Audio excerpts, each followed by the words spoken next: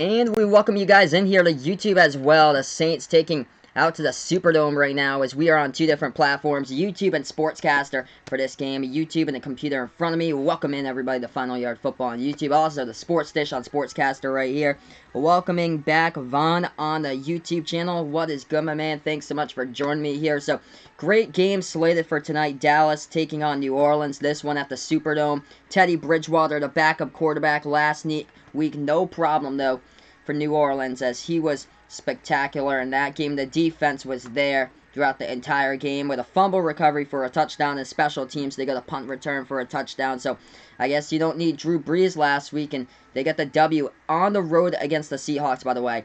In the Pete Carroll era, going into that game in September, Pete Carroll was 15-0 in September as head coach of the Seahawks until he lost that game last week against the Saints. So that shows how much for sure about this Saints team, even without Drew Brees for this game, how much this team can still play without a superstar quarterback. Yeah, man, I am so surprised about that Rams-Buccaneers game today. That was ridiculous. Oh my gosh, points flying everywhere there. Chris Godwin with like a career game. That was insane.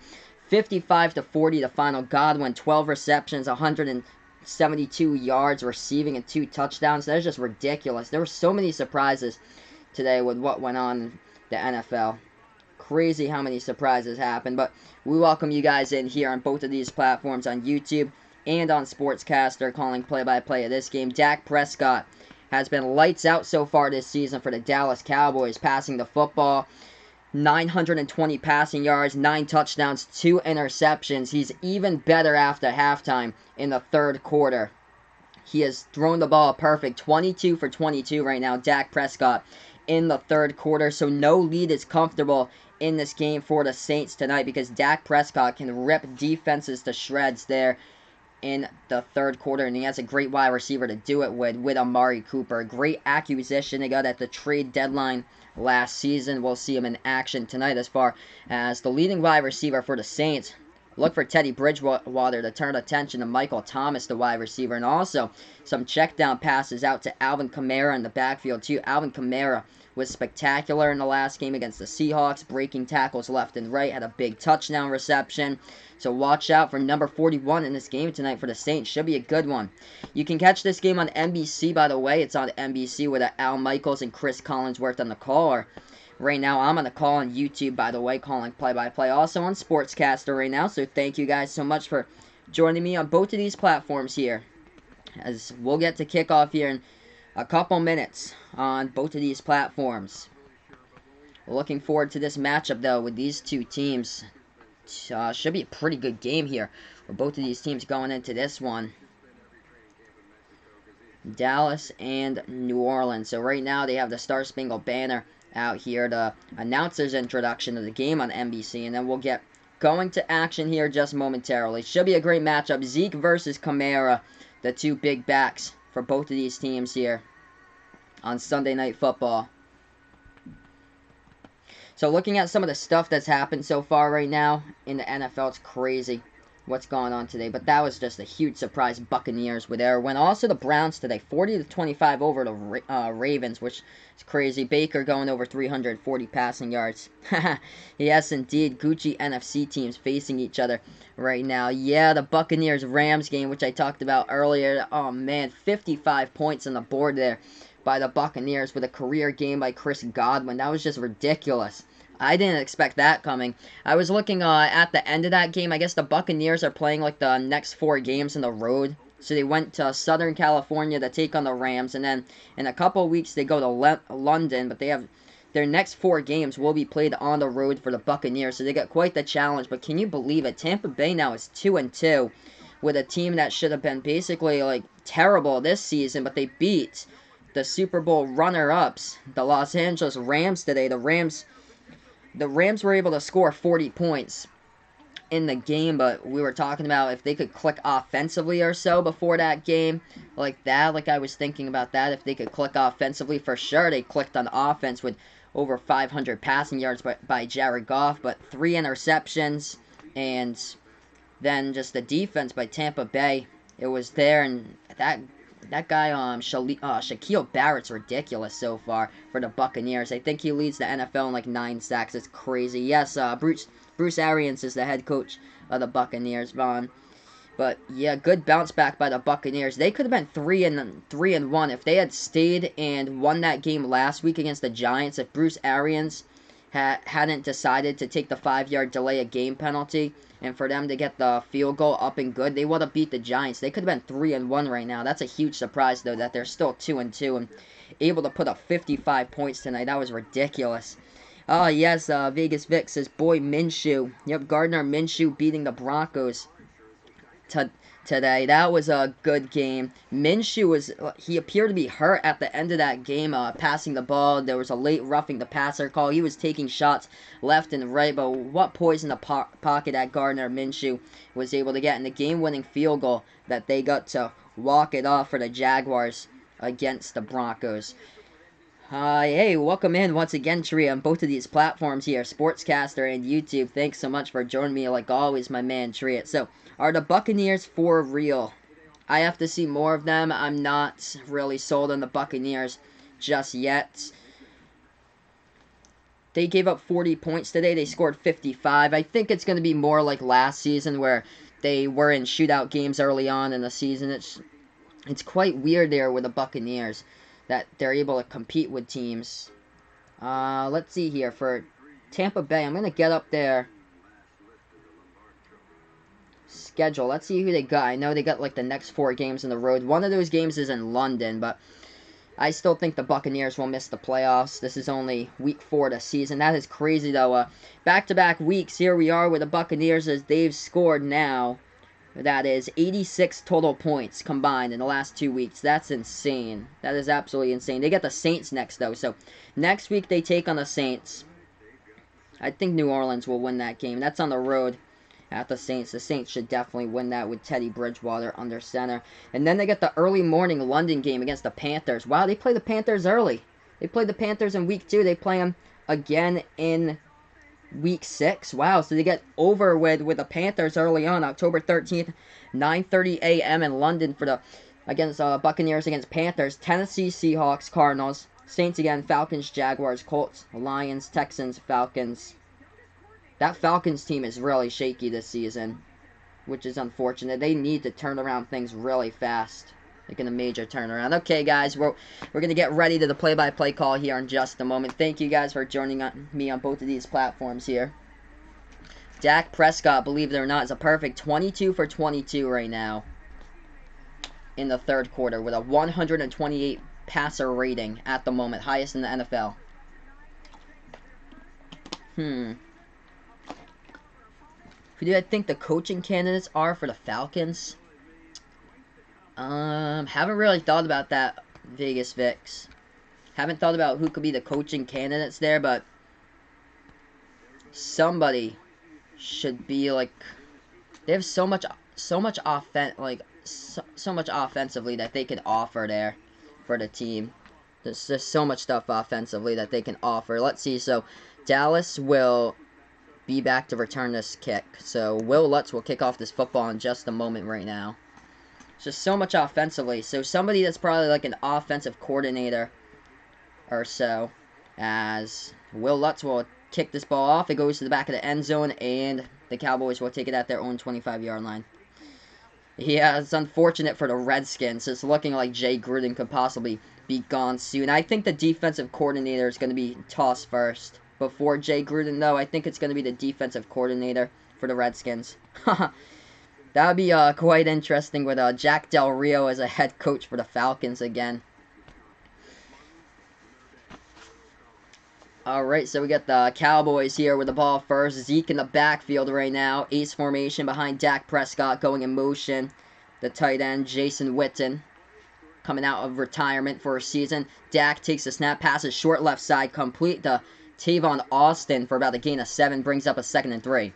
So Dak already perfect to start out this game. He has the highest completion percentage so far in the NFL with a 74.5 completion percentage, and also the highest QB rating at 128.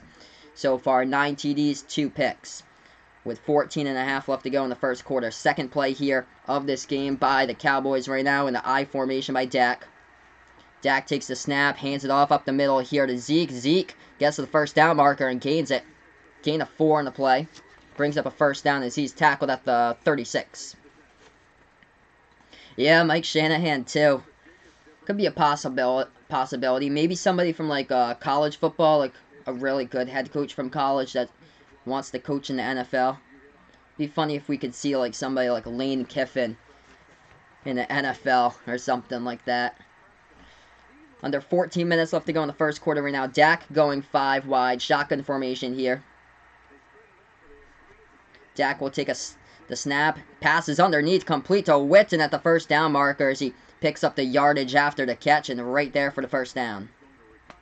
So 13 and a half left to go here in the first, and the Cowboys moving the ball down the field. This could be one of those games set up for a shootout right now as Dallas on this drive has looked really sharp to start out here in the football game.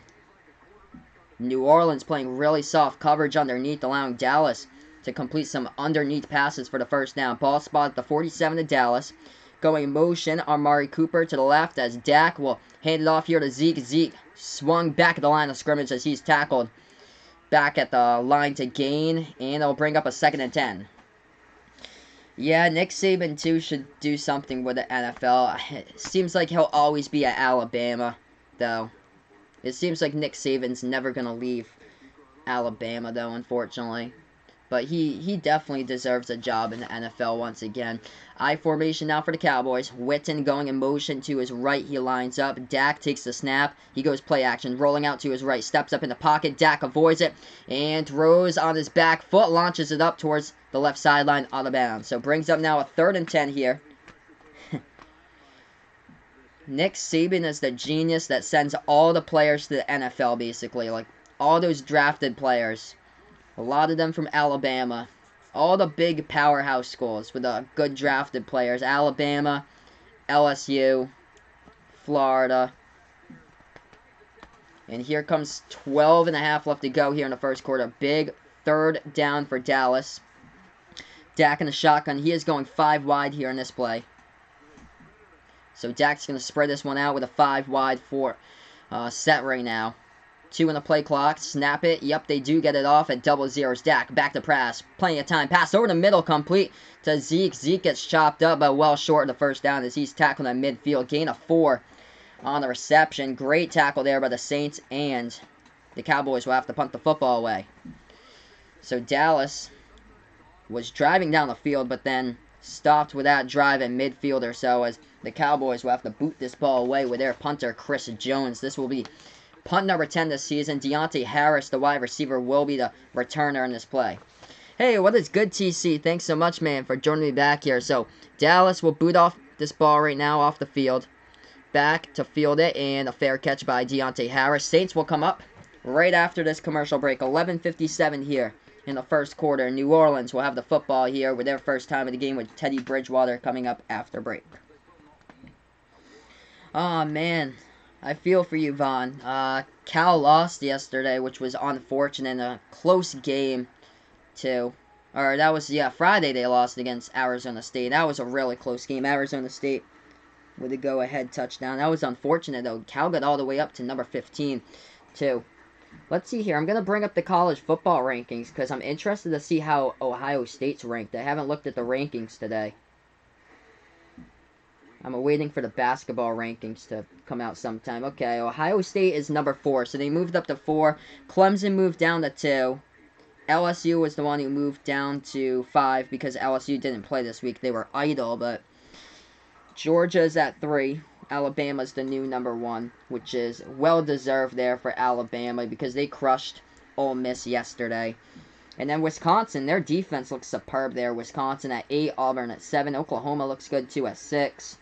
Notre Dame at 9, but they have a 3-1 record. They were able to beat Virginia. Florida, though, is 5-0, but they went down, though, even though they beat Towson 38-0. But they're 5-0, and they're ranked below Notre Dame, which doesn't really make sense there. And the new teams in the top 25, oh, there's a bunch of non-ranked teams here. Arizona State's back in. Oklahoma State for the first time this season. Wake Forest finally ranked at 5-0. And SMU, can you believe it? I think first time since like 1983 SMU is finally ranked. That is crazy. Hey, what is good, Ryan? Thanks so much, man, for joining me. So we welcome you guys back in here to the stream right now. Yeah, I think in the off-season they got Kiko Alonso as a Saint. So I think they got him in the off-season here. We're currently on commercial break right now, so Teddy Bridgewater will come out with this offense in the next drive, the first drive of the game for the Saints coming up here, guys, as we're on two different platforms right now, on YouTube and Sportscaster. Thanks so much for joining me right now. If you guys watch on Sportscaster, by the way, I'm almost ranked at number 5, which is incredible. The month ends tomorrow, so I get like monetized at the end of the month, which is pretty cool for all my accomplishments on Sportscaster, which is awesome. Yeah, Minnesota's undefeated too in college football. So, yeah, I think they're 4-0 and 5-0. Oh, man, Ryan's fantasy football is going to be close.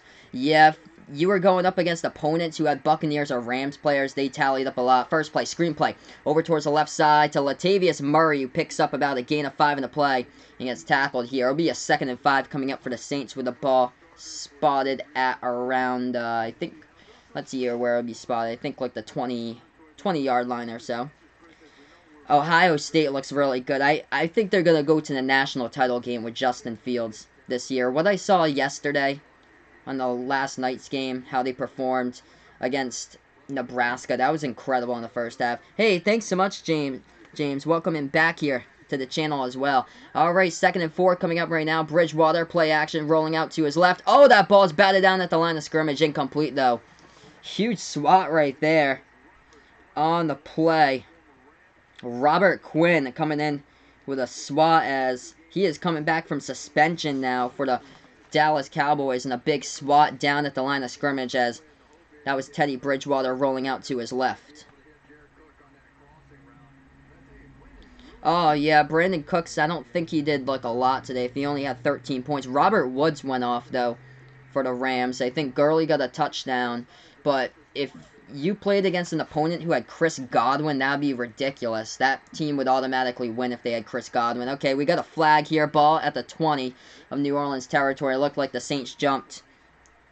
So, yep, false start, 5-yard penalty here, so it backs up the Saints 5 yards. If you guys enjoy my YouTube stream, feel free to hit that like down below, hit that subscribe button as well. I call it play-by-play here. We're also on Sportscaster and the Sports Dish here, where I call all different types of play on Sportscaster. Mainly football right now, basketball when it does start, and also I might be doing some baseball when the World Series happens in playoff baseball, so that'll be pretty cool here. It'll be all-in-one conversion of my Sportscaster streaming site. Yeah, USC, I'm pretty sure they lost yesterday. There's so many games out there. Bridgewater passes right side, complete to Thomas. Down at the right sideline, complete for a first down. So, 11:07 left to go on the clock here. First down pass. Nice accuracy by Teddy Bridgewater. Makes the first down pass. Justin Fields is lit. He was incredible last night against Nebraska. Oh, geez. OBJ. And, wow. DeAndre Hopkins, too, getting less than 10 points. Oh, man. Carolina's defense has been really sneaky good this season. And that quarterback for Carolina's 3-0, that handoff, Kamara, goes up the middle here, gain of 3 in the carry. 2nd down and 7 coming up now for the Saints.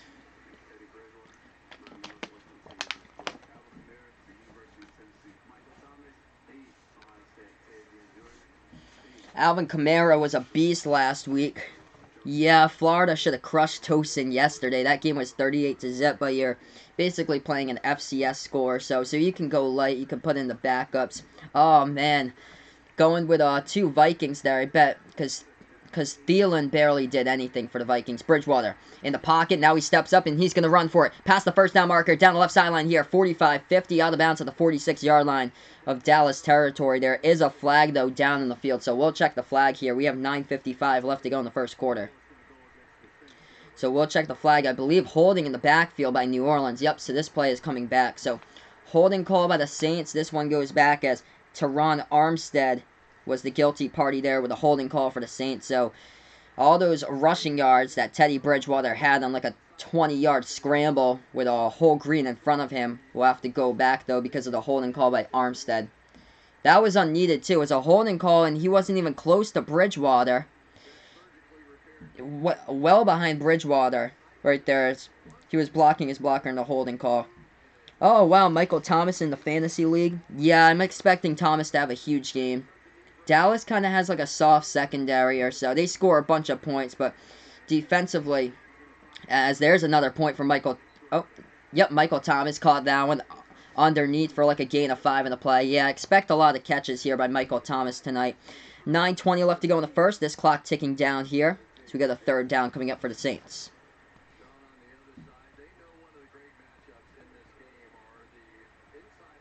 Oh, wow, James Conner on Monday your opponent has. And they're going up against Cincinnati. Yeah, I think James Conner probably can go over that projected 17 against Cincinnati. Probably. So it doesn't look good. Unless he gets injured. Because Cincinnati's rush defense is terrible this season. Bridgewater takes the snap. Flushed out to the right of the pocket. Now he's going to run up for it past the 30. Oh, he throws in the run. Oh, incomplete. Oh my gosh, the ball was tipped up in the air. I thought it was falling away from his arms. Tipped up in the air, and it was intercepted by Dallas on the play. Wow, that was ridiculous. Oh my gosh, who was that dropped the football? Ted Ginn Jr. dropped it, and then coming out of nowhere in the interception was Chidobe Awuzie for the Dallas Cowboys with the interception down the left sideline. That was ridiculous. Oh my gosh, so an interception thrown by Teddy Bridgewater. Not his fault, though. Ted Ginn Jr. couldn't hold on to the football and took a huge shot from behind. So, currently on commercial break. That was a ridiculous interception, though, by Dallas. We'll get back to this game in a moment here on YouTube and Sportscaster. So, let's see here. This ball will be placed at the Dallas 46-yard line when we do get back into this game. So, Dallas with pretty good field position with a really good offense this season. We'll see if they can get the touchdown coming up. Yeah, wow, so your opponent did have Adam Thielen. Yeah, he's did nothing today. Kirk Cousins, man, just kept on throwing the ball underneath every single time to Dalvin Cook. He wouldn't take shots down the field in that game. He needs to take shots down the field. $28 million quarterback. And you lose the game today against Chicago 16-6 because you just throw every single pass underneath.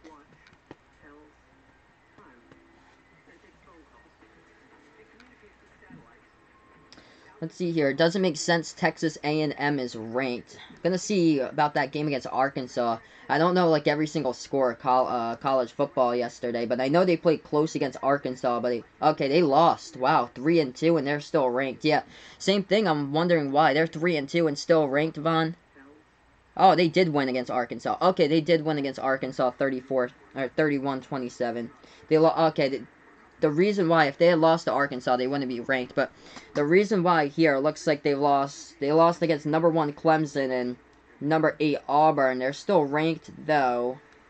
They're 25th in the AP with a 3-2 record. California is right now 27th. So Michigan State's 26, Cal is 27. So they're just right outside that top 25. Memphis is undefeated. I think Memphis is like 4-0, and they're outside the top 25. And then a bunch of teams there. Colorado with some key wins this season. Kansas State dropped from the rankings, same as USC. Army receiving some votes. I think they're like 29th, just outside the AP 25.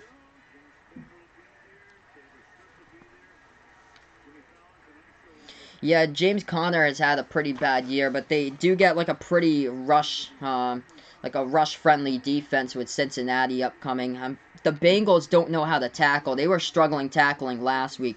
That run, HB dropped the middle by Zeke, and he's already past midfield here at like the 47 in New Orleans. So Zeke on the carry for like a gain of 4 or 5.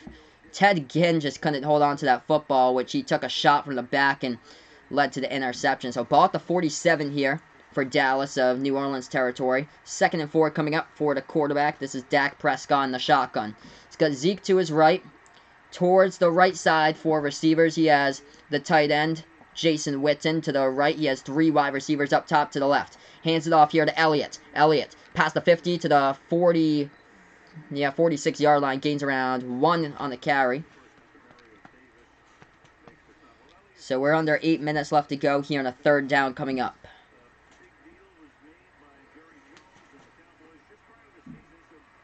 Oh, wow, that's awesome, Vegas Vic. So, senior year of high school, thinking about playing football. That's cool, man.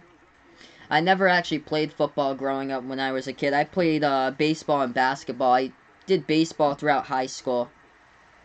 7.5 left to go here in the first quarter. Shotgun formation for Dak Prescott. Takes the snap.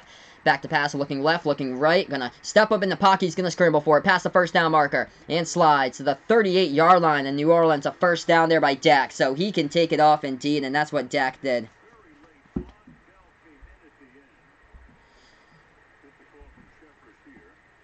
Yeah, if you can throw the football, that'd be cool to play quarterback. If you got pretty good accuracy there and is able to go up against some of the top teams in the state, feel free to try and see if you can do football. That'd be awesome, man.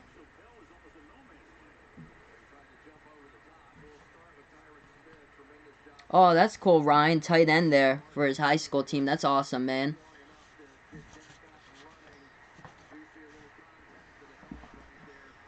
Alright, I formation here as Dak will go with an HB toss towards the right side here to Elliott. Elliott takes it past the 25 to about the 23-yard line for around a gain of 3 in the carry. Hey, what is good, Brent? Thanks so much for joining me back here on my stream right now. We're currently on 2 different platforms. Sportscaster, if any of you guys are fans of mine, feel free to hit that fan button on Sportscaster. By the way, on YouTube, my computer right here. So 2 different computers streaming this game. Thanks so much, guys, for being a part of this. Yeah, Memphis is still undefeated and not ranked. They should be able to be ranked if they do get another win. They do play a soft schedule, though, in the American. No more ranked teams are left on Memphis' schedule. But if they go like 6-0, 7-0, Dak just got completely hit up on that one, just lit, but he completed the pass anyway to Jason Witten down the right sideline for a first down and a gain of 12 on the pass. So Witten with a catch, 1st and 10 here for the Cowboys. He just got lit up. I think that was Cameron Jordan who came in for the Saints right into him. Yup, Dak took a big shot right there. Was able to get up, though, with no problem. Yeah, NBA preseason starting, like, this week. Dak hands it off here to Zeke. Zeke to the 10-yard line gets tackled. So under 6 minutes left to go here in the first quarter. 2nd down and long coming up for the Cowboys. So yeah, it's crazy that the NBA preseason starts. Actually, the actual hockey games, I think, start this week. It's insane. 2nd and 9 coming up here. 5.5 left to go in the first quarter. From the gun right now, it's Dak on this 2nd and 9. Ball spot at the 10-yard line of the Saints. Dak takes the snap. Back to pass here for Dak, plenty of time. Over the middle to the end zone, incomplete. Nobody there. Yeah, there was nobody even close to the football. 3rd and 9 coming up. Stops the clock with 5:20. Yeah. Yeah, Brent, man. That's awesome with the Blue Jackets. That's pretty cool, dude. Yeah, I know. Hockey starts up this week, which is just insane. All these sports around the corner starting up once again. Hockey first, basketball second. And then we'll be in the thick of things with the NFL season. Like, we'll be, by the time basketball starts, like, Week 6, Week 7. Should be a good season for the Celtics, though. Can't wait to see Kemba on the court with a new team. It's going to be great. Dak takes the snap here, going empty, back to pass, all alone in the pocket, rolling out to his left right now, signaling to the end zone. Oh, incomplete off the fingertips of his wide receiver, Randall Cobb, and the Dallas Cowboys will have to kick it here on a 4th and 9. Oh, that's awesome, man. So Ryan's 6'3", so yeah, definitely the height to be a tight end. Definitely, man. I bet you're a great blocking tight end, too. That's fantastic.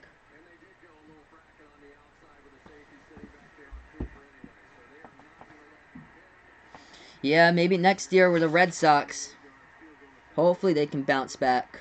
That was just kind of like World Series hangover as Brett Maher comes on to attempt this field goal. That one is good and up through the upright. So 3-zip here. The Cowboys lead it here against the Saints right now. 3-0 the score. New Orleans will get the football when we do get back with like 5.5 left to go in the first. But yeah, maybe next year with the Red Sox or so. I didn't even go to a baseball game this year. Red Sox just completely fell upon themselves this season and just had the World Series hangover, and Chris Sale's just never been himself pitching the ball, never had the same velocity that he did last season, and they just blew a ton of games open. Their bullpen was just not too good there with the bullpen this season. But yeah, same here. I hope that the Red Sox still stay with Mookie after this season. Mookie and JD still have a lot to offer to the Sox. But I don't know. I feel like there might be some big offseason moves or so with the Sox. Hopefully they're able to like piece things together next season. I don't think it was a thing offensively with them. It's just the pitching, the pitching rotation was just terrible. Besides Erod in the rotation, or so the rest of the team there, they just weren't themselves anymore with that bullpen. They were blowing games left and right throughout the season or so. Yeah, that'd be Cole Brent for the Blue Jackets to finally beat the Penguins in the NHL if they do get paired up together. The Miami Marlins management team there with Derek Jeter. How it's just been just awful. As long as I can remember, since like 2003, like after they won that when they played in that World Series against the Yankees, it's just been terrible. Like early, like I think 2003 they were in that World Series. Oof.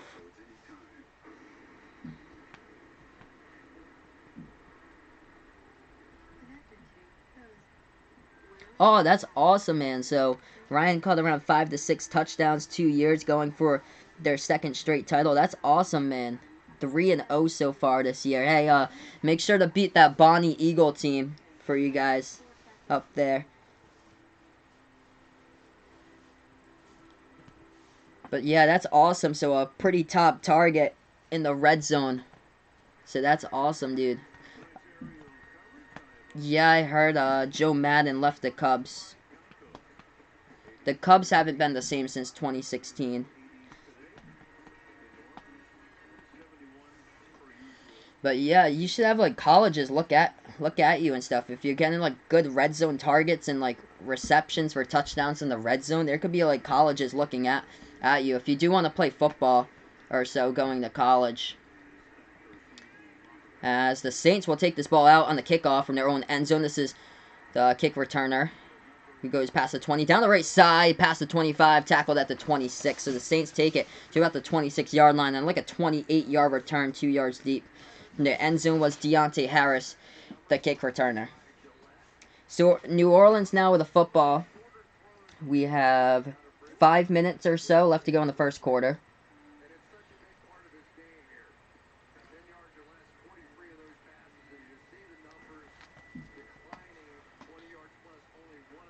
So Teddy Bridgewater with only one pass this season for 20 yards or longer down the field. Yeah, he's more of the short yardage passer guy.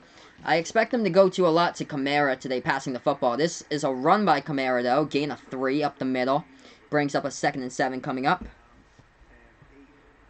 So 2nd and 7 here for the Saints. We welcome you guys into the broadcast now as we are both on YouTube and Sportscaster. If you guys are on YouTube, hit that thumbs up down below. Hit that subscribe button as well. Also on Sportscaster, by the way, thank you guys so much for taking the time out on a Sunday night to watch some Sunday Night Football here with a play-by-play call. 2nd and 8 coming up. 4.5 left to go in the first quarter. Bridgewater under center gun. Takes the snap here for Teddy. Teddy back to pass. Pocket collapse. He gets sacked for a loss of 1. So sacked for a loss of 1 here. There's a flag down on the play. Teddy is alright. He's able to get up after the sack. Taken down from behind on the play. Do you have a flag, though? We'll check the flag. Oh, Taysom Hill. Oh, personal foul by the defense. So, Dallas defensively there. That was the person who had the interception. Yeah, Chidobe Awuzie, the corner, with a personal foul on the play. Let's see here what was going on. He was working on Ted Ginn Jr. Hands to the face there to Ted Ginn Jr. That'll get you every time. Tugging left and right. It's completely all over the top of the shoulder pads there of Ted Ginn Jr. That'll draw a flag every day. Okay. 4:22 left to go in the first quarter. Automatic first down here for New Orleans. The shotgun formation is Teddy. Kamara to his right now, going in motion as they hand it off to Kamara. Up the middle. Oh, gosh, this is a huge run by Kamara past midfield. Past the 45 to the 43. There you go with AK-41 on the run up the middle there. He is so fast in this game, and he just showed it right there. He just glides when he runs. It's a sight to see as we reach the 4-minute mark left to go in the first. So Brent's saying that he would take Taysom Hill over him. Taysom Hill can do anything. Taysom Hill can definitely do anything. Line up as a wide receiver, play quarterback. That's what he's doing now. Taysom Hill in as quarterback right now in the shotgun. Takes the snap. He'll go play action. Goes with the QB draw left side. Oh, he's going to get a big gain here. Gain of about 20 or so on that carry. All the way down, and Drew Brees loves it. He loves that one. Taysom Hill with a quarterback keeper on the left side and picks up a gigantic gain in the first down here for the Saints. In Dallas, they're inside Dallas territory now. Taysom Hill right here fakes the play action to Kamara, takes it around the left edge of the defense for the quarterback keeper, and he was down at the 25-yard line of Dallas. Oh, that's awesome, Ryan. So, Bonnie Eagle this Saturday. You guys came off a 49-zip win against Bangor. Wow. Bangor's, like, way up there. That must be, like, quite the travel time.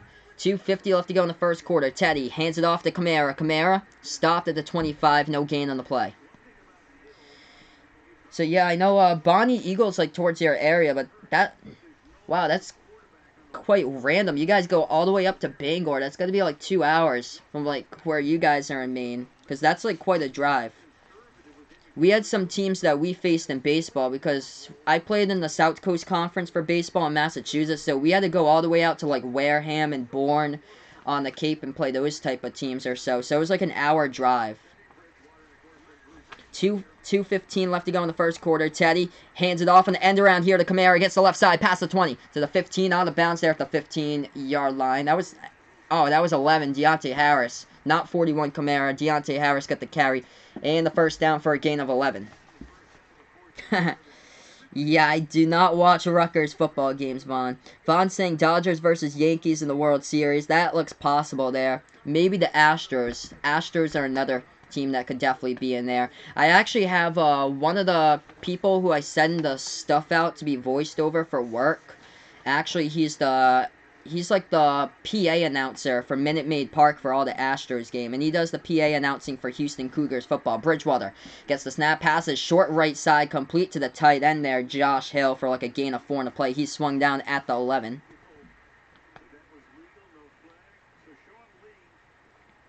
Quiddy Pay from the 401. Oh, Quiddy Pay from Rhode Island. That's awesome. So, yeah, good against Rutgers yesterday there for Michigan. Played against Rutgers yesterday with a great bounce-back game yesterday for the Wolverines. That's fantastic. Quiddy Pay from Rhode Island. Oh, wow, yeah. I can only imagine. So, that's actually a longer drive from you to Bangor than Boston. Oh, my gosh. So that's going to be over 2 hours. That's crazy.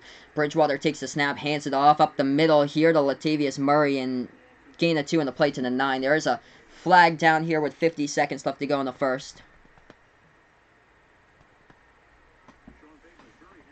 Yeah, Taysom Hill with that big run a couple minutes ago, Brent. He was that, like, big 20-yard run that set him up with pretty good prime possession. There's a flag down, and the Saints are the one that's charged with this flag right now, so I think Michael Thomas was the one with a holding penalty. Yeah, Michael Thomas, the camera focuses on him. Holding call by the Saints backs him up some yardages. So let's see here. Michael Thomas on the play commits the holding penalty by New Orleans. Goes, yeah, right on the holding call right there, right across the chest of the outside linebacker, Sean Lee. So 35 seconds left to go before the end of the first quarter. 2nd and 17 here for the Saints. Shotgun formation, ball to 21 of Dallas. So they move back out of the red zone. Bridgewater takes the snap, back to pass here for Teddy. And he's going to release it somehow, moving around. And he gets sacked, dropped back at the 29. Teddy couldn't get the football out of his hands, and coming in with a pressure right there. Dallas gets the sack, stops the clock with 20 seconds remaining as there is a flag in the play. And another holding call by the Saints. Oh, gosh. Another holding call here by the Saints. On the offensive line, that's Larry Wofford who committed the holding penalty. And It'll just back up the Saints even more. So 20 seconds left to go here at the end of the first quarter. They were at like the 11-yard line, and now they're all the way back at like the 30 here.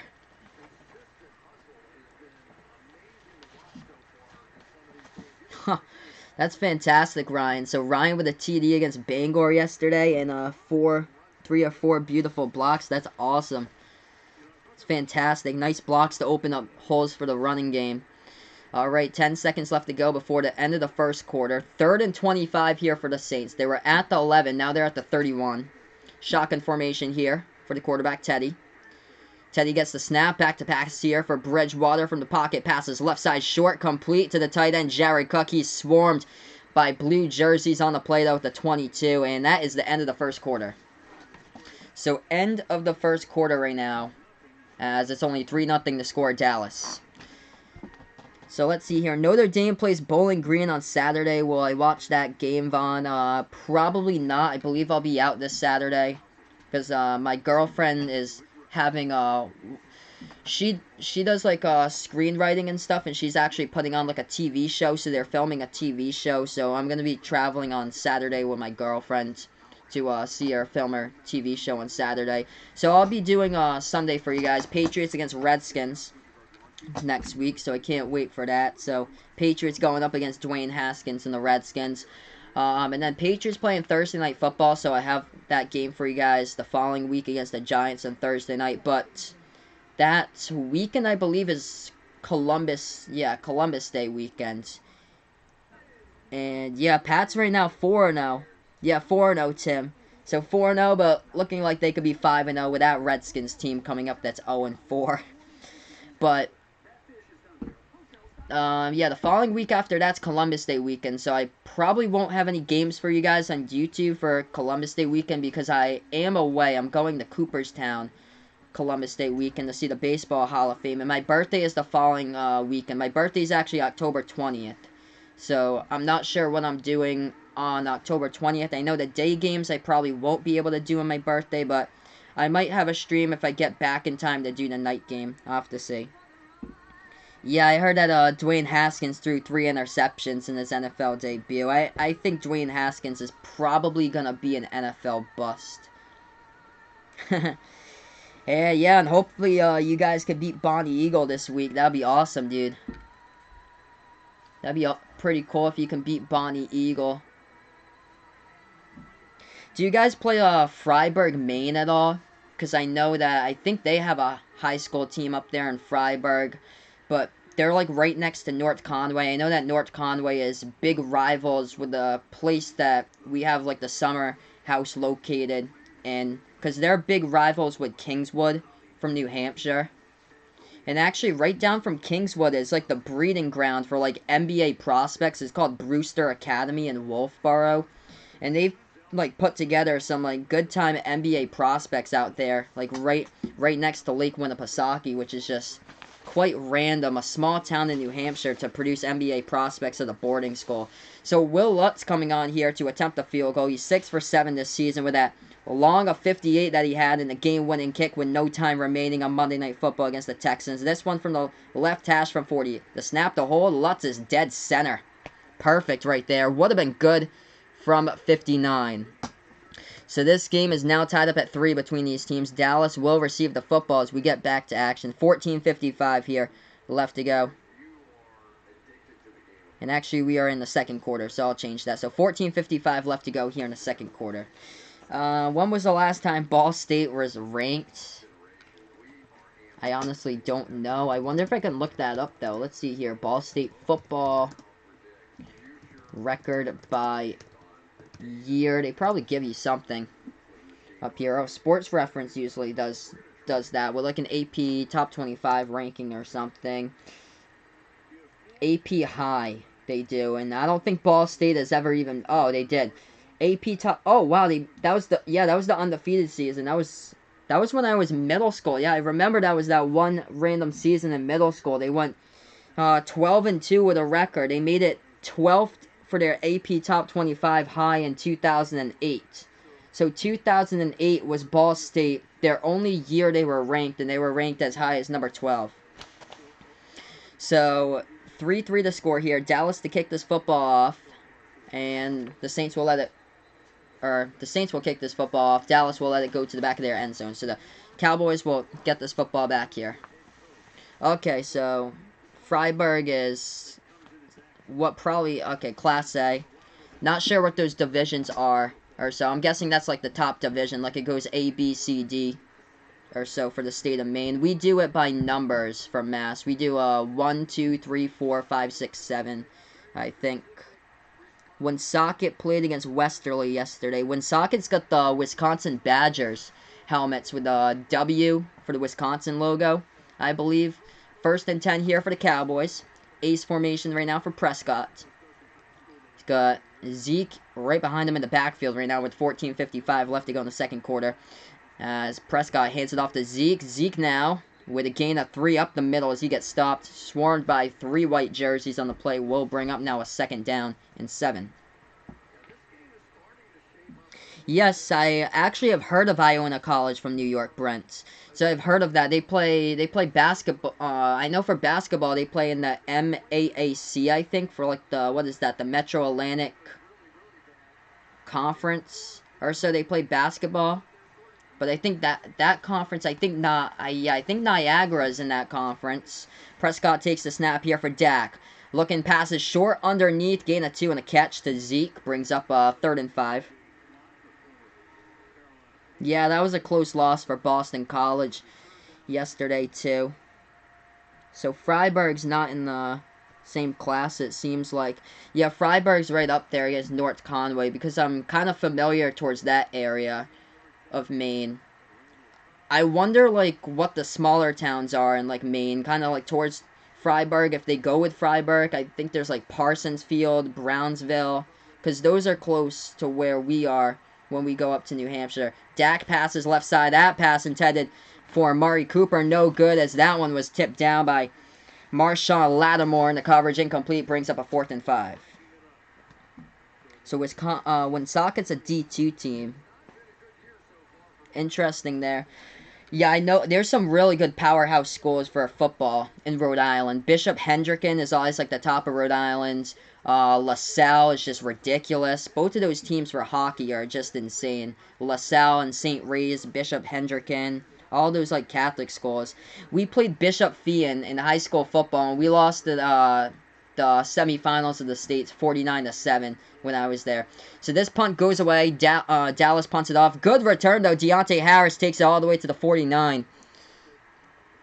So great return. The Saints will have the football at their own 49-yard line when we get back to this game here with 13:27 in the second quarter. I have actually never been to the Freiburg Fair. I've heard about it for so many years. I've been to like North Conway so many times, like the premium outlets up there in North Conway, Mount Washington right above that, like the stuff near Mount Washington, like Pinkham Notch. Glen Ellis Falls we went to last year, just right below Mount Washington. Hart's location we've been through a couple of times. The Great Basin when you head like towards like 302 to 93. I think it's in Woodstock, New Hampshire or Lincoln. So I know that area like really well with the White Mountains. Oh, that's awesome. Brent played in the pep bands when they came to Ohio for March Madness. That's awesome. Wow, dude.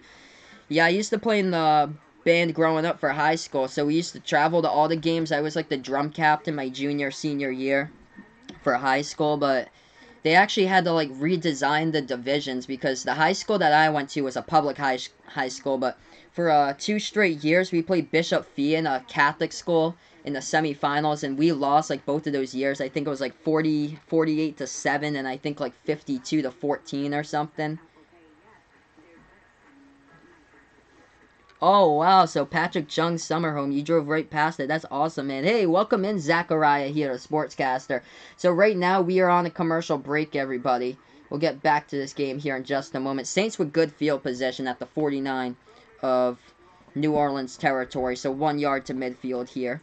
But yeah, that's on the other side of Lake Winnipesaukee. That's towards Laconia in Meredith, so that's where they have the big bike week at. But yeah, I know that whole area in New Hampshire really well. I went up to Loudon this past summer for the NASCAR race. Yeah, what's good, Zachariah? This is a really good game right now. Great battle, 3-3, 13-27 left to go in the second right now between both of these teams. Haha, yep. Right on his summer home, caught for doing that cocaine possession charge for Patrick Chung, which won't interfere with this season. Maybe next season his status will be up in jeopardy. Oh man, what an attempt though. Patrick Chung almost had that interception earlier in the game on that ridiculous diving attempt he had in the end zone. He almost had that off that tip ball. If Buffalo had hauled in that pass, they would have won the game. So Taysom Hill right now lines up towards the right, and now he goes into motion as a wide receiver. So Taysom Hill in the game. Bridgewater goes play action here by Teddy. Passes. The ball is tipped, but it's complete to the tight end, Josh Hill. Past the 45. Down the right sideline, 40, 35. Out of bounds at the 30 approximately here for the New Orleans Saints with a gain of about 22 on the pass. So big gain right there by the tight end, Josh Hill. And the pass was actually tipped down the right sideline. So a lot of misdirection on that play. Teddy Bridgewater faked it to Latavius Murray towards the left side, went on the screen to the right side of Josh Hill and picked up the big first down. Yeah, Tom looked really bad today, but that's against a really good defense with Buffalo. Give that defense credit for what they did. Nobody was open throughout the entire game today. There was just nobody who got separation. Bridgewater hands it off to Kamara, past the 30 to about the 26. On the play. Should bring up a 2nd and 6 coming up here, but we do have a flag. We'll check the flag. Well, I'm feeling a bounce back game next week for Brady. If you guys do fantasy football, make sure to plug in Tom for next week, because he should be able to feast all over that Redskins secondary. That Redskins defense is terrible. It's a holding penalty here by the Saints. We have 12:40 left to go in the second quarter, as the Saints commit the holding penalty right there in the play. So Eric McCoy, the rookie, the 2nd rounder, with a holding penalty right there for New Orleans. Thanks so much, guys, for being a part here. Both of my streams. We're on the computer to my left. This is Sportscaster, the computer towards my center. We're on YouTube, by the way. Zachariah, a Texas fan, new to Sportscaster, and he's on YouTube. Awesome, man. Thanks so much for joining me, Zachariah. Posting the Sportscaster chat on my YouTube channel as well. Bridgewater passes short right side, complete to Thomas. And he gets it to about the 34-yard line. So I posted my YouTube channel if you guys ever want to check me out here as well.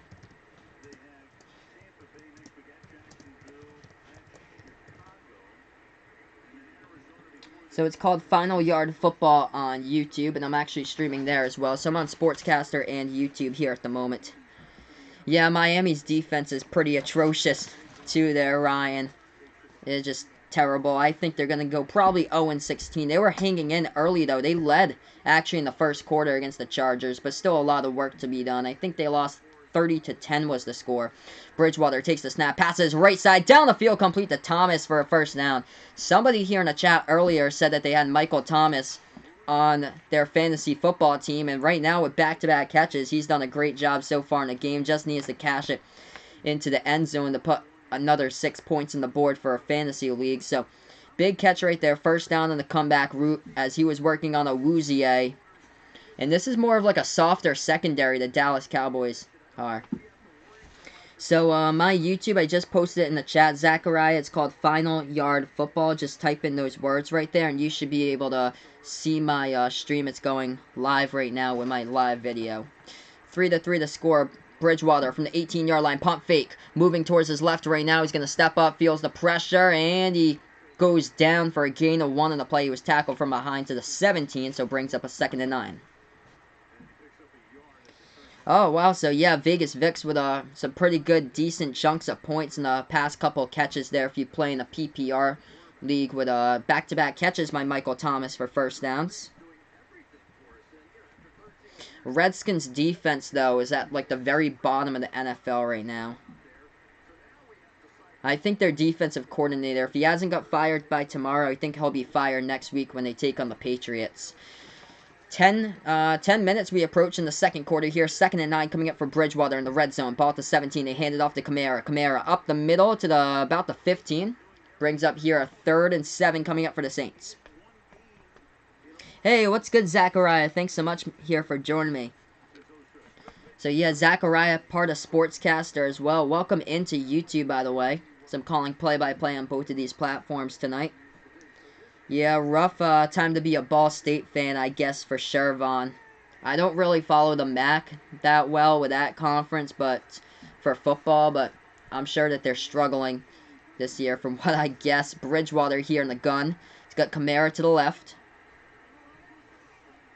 Bridgewater calling out the blitzer right there as he's going to take the snap with 1 on the play clock. Back to pass here. Teddy gets wrapped up about the 25 for the sack coming in for the Cowboys. Right there where the sack is.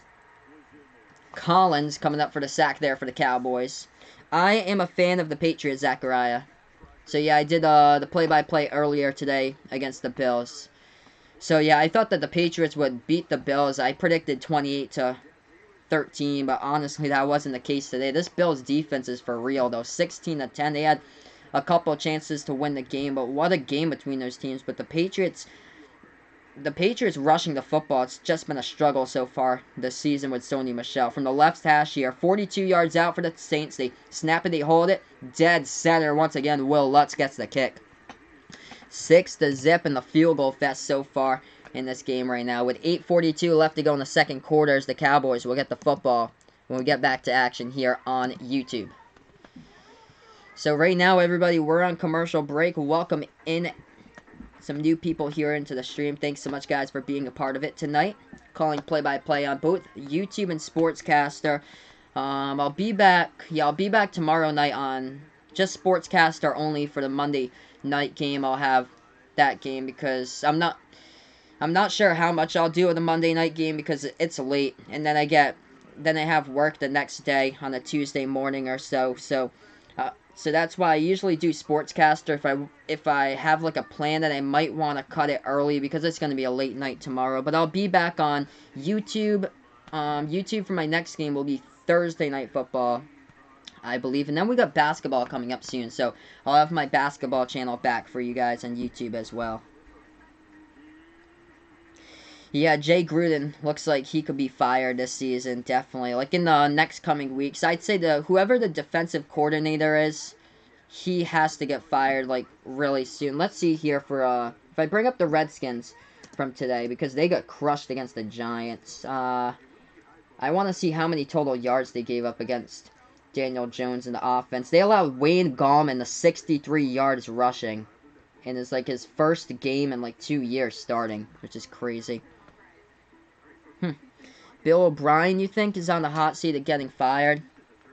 Possibly there. I mean, they're a playoff team, but that Carolina team they're sneaky now. They could be like possibly a playoff contender with that defense now, and with like a quarterback like Kyle Allen. It'll be interesting to see what Carolina can do this season. They could possibly be a sleeper, but one of my sleepers just did not perform well today. The Colts, who I predicted to beat the Raiders, but they lost in that game, which I was shocked. The Raiders got a victory. Oakland's now 2-2, which is interesting. The Texans are 2-2. I thought that would be a close game, but Carolina with Kyle Allen, this quarterback looks good for him. He's 3-0 in all 3 starts. So let's see here. The Redskins played today against the Giants, and the Redskins gave up 389 yards total to the Giants. Yeah, man, I have no clue how the Buccaneers, that was just ridiculous. 55 points they put up against the Rams at Southern California at the Coliseum. That was insane. Just insane. That Chris Godwin dude had like a career day receiving. Yeah, Texans should be able to win that game. That's another coach in the hot seat will be Dan Quinn for Atlanta. That team just has so much potential, and they haven't been able to accomplish anything. If they weren't able to complete that comeback a few weeks ago on Sunday Night Football, they would have lost to the Eagles. That team would have been 0-4 right now. So yeah, great game so far. 6-3 the score. Dallas with the football as that kick goes to the back of the end zone out of bounds. Dak Prescott through week 3 at an 81 completion percentage. He is, by the way, he is perfect in the third quarter coming into this game. A perfect 22 for 22 on passes in the third quarter. Dak with a play action here. Back to pass here for Dak, and he passes underneath to Zeke, and that is a gain of 3 on the catch by Zeke to about the 28-yard line. Brings up now 2nd and 7 coming up. How did Jameis Winston perform today against the Rams? I'll pull up his stats, but I believe he performed, like, really well, like an incredible game, lights out. Jared Goff passed the football for 517 yards. Jameis Winston was 28 for 41, 4 touchdown passes, and an interception. He threw the ball for 385 yards. So, Jameis Winston had a great game. I remember he had like a good start to that game. Like, most of his touchdown passes, I believe, were early in that game. Dak hands it off here to Zeke. Zeke passed the 30 to the 32, and it'll be about a 3rd and 3 coming up. Jared Goff, his stat line, by the way, this is ridiculous. 68 passes he attempted. The Rams ran the football only 11 times in this game. So, how about not mixing it up? That's what happened in this one. 68 dropbacks for Jared Goff passing the football. 68 attempts, 45 of those being completions for 517 yards, but 2 touchdowns and 3 picks he threw. I believe one of those was a pick 6. I believe so. If I look it up here, I believe that was a pick 6. 3rd and 4 here for the Cowboys, though. Dak takes the snap back to pass over the middle. Complete first down. Past the 45 to the 50. Oh, Witten lost the football, and the Saints recover it. Saints now with the football. He wasn't tackled. Past midfield. Down the right sideline here for the Saints, and tripped up about the 40-yard line with a fumble recovery there by New Orleans on the defensive end. What a play. What a play by New Orleans. I believe that was Marcus Williams who came away with the football. Jason Witten over the middle of the field. Got the pass. Ran down the middle of the field. And then he lost control of the football. And coming up for the Saints defense. And now they're in prime position here. Right from behind. He was stripped of the football. On the play, Craig Robertson, the middle linebacker, stripped him. Oh, it was Von Bell. Von Bell got the recovery. 24 on the play for New Orleans. Got it. So Von Bell was the recovery man.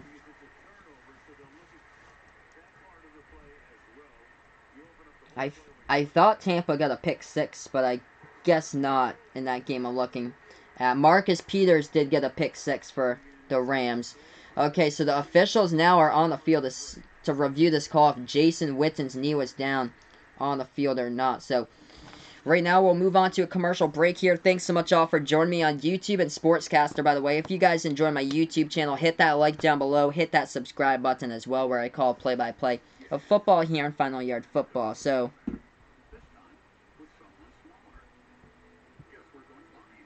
yeah, Tennessee's just been so inconsistent there, Ryan. Like, week 1, they were great, and then after that, they've just been, like, the last 2 weeks they were terrible, and then this week they beat Atlanta here. It's just not been good for the Falcons this season with all that talent. Julio Jones, Calvin Ridley, Mohamed Sanu, Austin Hooper, Matt Ryan as a quarterback, and nothing there for the Falcons this season. It's so unfortunate. What should have been an improved defense, and they lost to Tennessee today when Marcus Mariota had like 3 touchdowns, and he got sacked last week like 9 times. That team is so hard to read, that Tennessee team. I thought that they'd be like last season's like New York Jets, where the Jets won in week 1, 48-17 against the Lions, and then after that, the Jets were just terrible throughout the rest of the season. But Tennessee right now is 2-2 as well.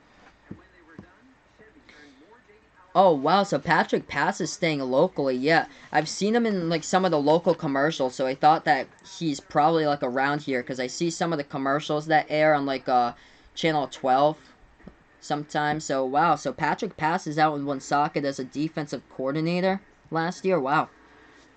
That's interesting to know. Larry Fitzgerald has passed Jerry Rice for most pass receptions. Oh, wow, that's awesome there. So, yeah, Larry Fitzgerald is padding the stat line as one of the greatest players in there for wide receiver with his longevity of his career. It's been incredible for Larry. But also, 4th in the all-time rushing list of 15,000 rushing yards was the earlier game today at 1 o'clock. Frank Gore, the 15-year vet, surpassing the 15K rushing mark today against the Patriots.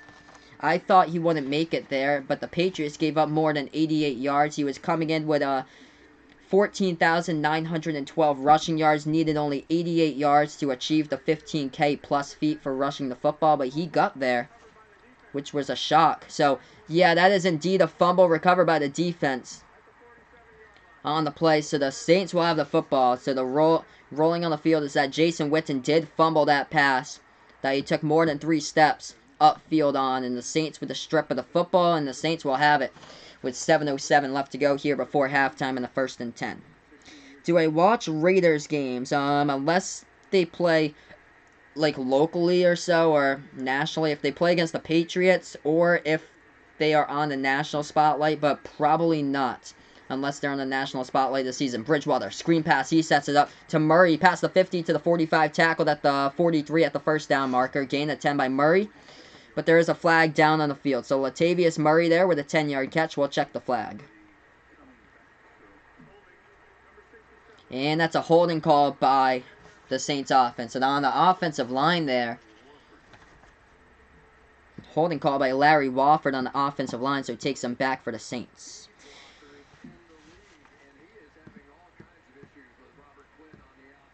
Yeah, I've noticed that Zachariah for the Texans, like, it seems like they underachieve whenever they play against a team that is like one of those like bottom of the barrel opponents that they should storm roll past. Like that game against the Jaguars a couple weeks ago, that I thought that they'd easily beat them, and it turned out that they only won them by a point.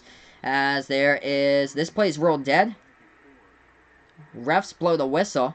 Okay, timeout on the field here. 6:37 left to go here in the second quarter. Timeout on the field right now. Charge timeout. First charge timeout here by the Dallas Cowboys. So, looks like they'll stay here with a 1st and 20.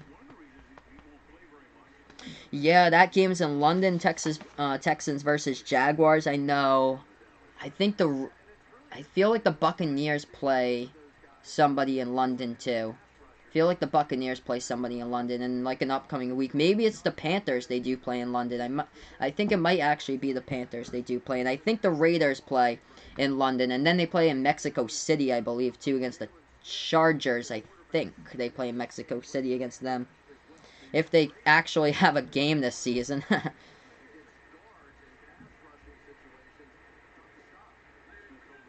6:37 left to go in the second. This handoff up the middle to Kamara, nothing there. Maybe back to the line of scrimmage on the play, if not a loss of 1. Good stop right there by the Cowboys. Brings up a 2nd and long. Oh, that's cool, Vegas Vic. Sony Michelle sending a video over to Woonsocket High School telling them to win the Super Bowl. That's awesome, dude. Hey, welcome in Sam here to the Sportscaster stream. What is good, my man? Thanks so much for joining me. You are the man, dude. So currently, we got a 2nd and 20 coming up now for the Saints. Shotgun formation here for Bridgewater, the quarterback. Kamara lined up to his right. Going 4-3 defense by the Cowboys. Bridgewater back to pass. Pass over the middle. This one complete for around a gain of 5 on the catch right there. Yeah, so I thought that the Raiders do play in London this season. London and Mexico City, I believe, were the Raiders this year. There's a London game in a couple weeks, like maybe week 6. I think there's a London game there, like the 9:30 game in the morning. But yeah, it's like London's team has always seemed to be the Jaguars, what Vaughn's pointing out. It always seems that they end up playing there each and every year. 3rd and 15 coming up. Bridgewater going empty. Takes the snap for the Saints. Back to pass. Passes left side short to Josh Hill, the tight end. Gets past one tackler, and then he gets knocked out of bounds there. Short of the first down line to gain. And it's going to bring up a 4th down with 5:13 left to go on the clock. Yeah, Zachariah. They should have a team called the London Silly Nannies. That would be funny. But, like, if they do have a team in London, though, like, how in the world would that work? That's my thing. Like, what division would they play in? They probably, because they're closest to the Patriots and the Bills, they were probably either playing the AFC East or the NFC East, because they're closer to, like, the Jets, the Patriots, the Bills, the Eagles, the Giants, the Redskins. They're closer to that area, though, for London, as The Saints will boot this ball away to Dallas. Dallas here to return at the 10 past the 15, and they get tackled at the 21. So Dallas on the return right there. He gets tackled at the 21. We have 4:39 left to go in the second. Ooh, some extracurricular activities here after the whistle between Dallas and Saints players, but NBC cuts it short for a commercial break. So it's just really interesting. If they ever do like a team in London, it would just be interesting, like what division they were playing, and then just the travel time, like the amount of travel time for those 8 away games a season would be like ridiculous. If like if they did play against teams from like the NFC West, then they're going out to like San Francisco, Seattle, Arizona. It'd be so tough for a team to do. Yeah, Mexico would be part of like that South or so. They would definitely play against probably like the Texans, the Jaguars. So I guess there would be like a team from like Mexico City. I doubt that would happen though, with like Mexico and USA at the moment with both of their states right now. Hey, what's good, Tria? Thanks so much, man. He's saying I moved up on Sportscaster. Wow, that is fantastic. So yeah, we have like 1 day left on Sportscaster, and that is just awesome that I moved up. And at number 5 here on Sportscaster, because I thought I'd never get to number 5 because that guy who was in front of me the whole time uploaded one video at the end of August, and he got like 9,000 views on it, and just never uploaded another video ever again, yet he's still in the running for some reason. So, I guess I'm at number 5 now, which is awesome, guys. Thanks so much, all, for joining me here on the stream, by the way. So, that's just awesome. It's like an amazing feeling. But, yeah, hopefully that stays for tomorrow. Hopefully I, don't go to work and see that number 6 pass me once again. But currently I'm out in front of him here at the moment. That'd be, just funny, though.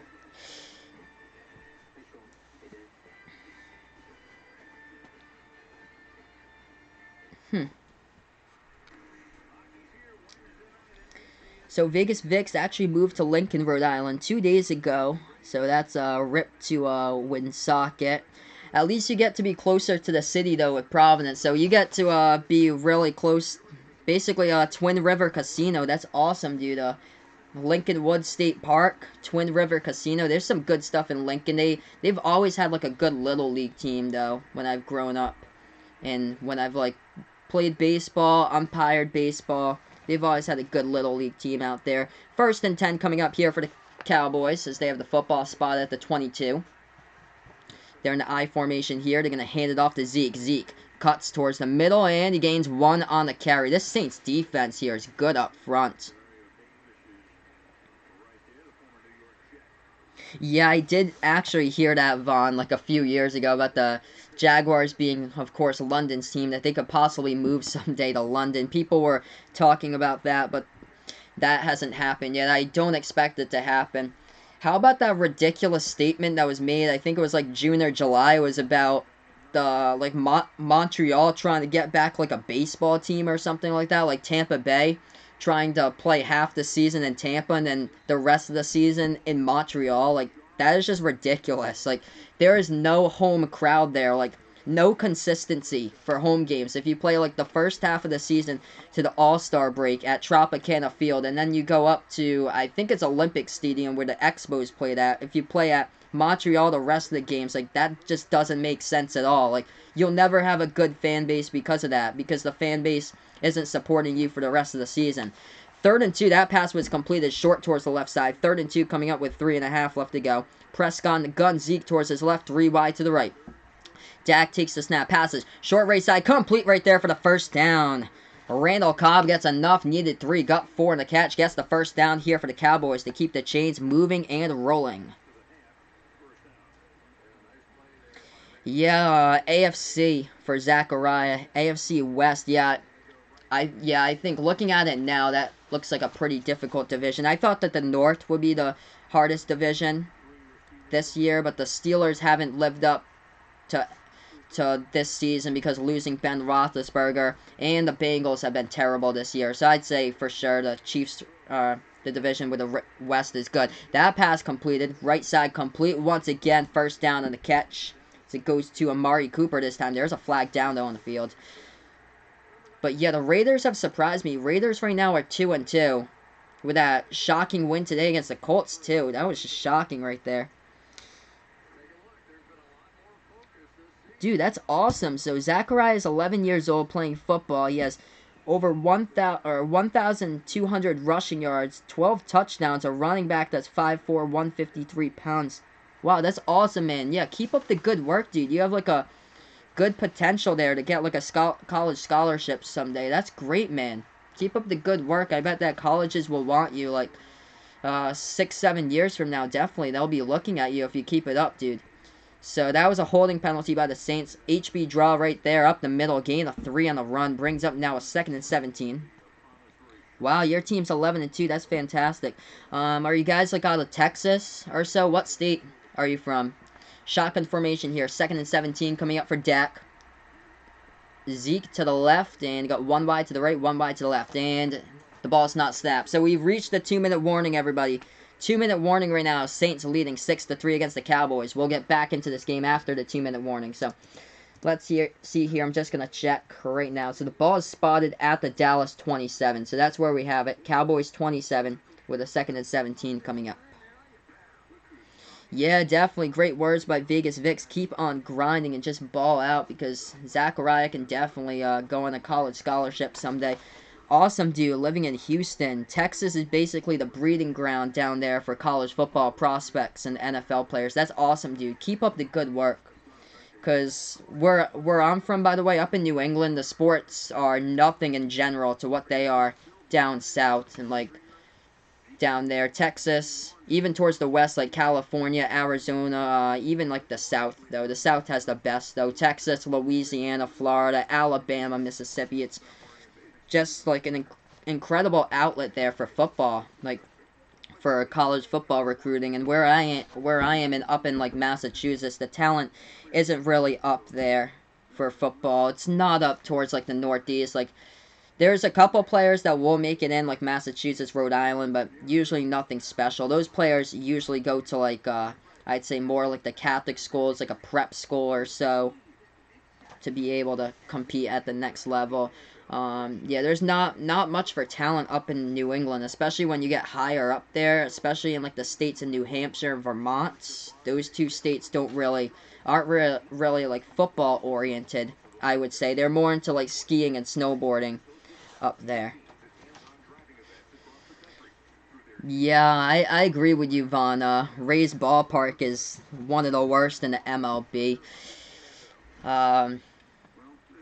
They fail to generate fans with so many empty seats. There needs to be something done there someday with the Rays, like some type of relocation for like a good like major city outlet to get like a team there. I'd say it'd be nice to have like a professional sports team in Virginia. Virginia does not have a professional sports team for all 4 major sports. There's nothing there for like Virginia Beach or Richmond. It would be nice if that state, because it's such a big state, if they could have something that's done there in Virginia for a professional sports team, because they usually have to gravitate between being like a Panthers fan, depending on where they live, like bordering South Carolina towards that area, or if they border towards like Maryland, they're a DC fan with the Redskins. So we're back here, 2-minute warning in the second quarter here. 2nd and 17 coming up for the Cowboys at their own 27. Dak takes the snap, passes short left side, complete to Zeke as he gets dragged down at the 31 for a gain of 4 on the reception, but still brings up a 3rd and long.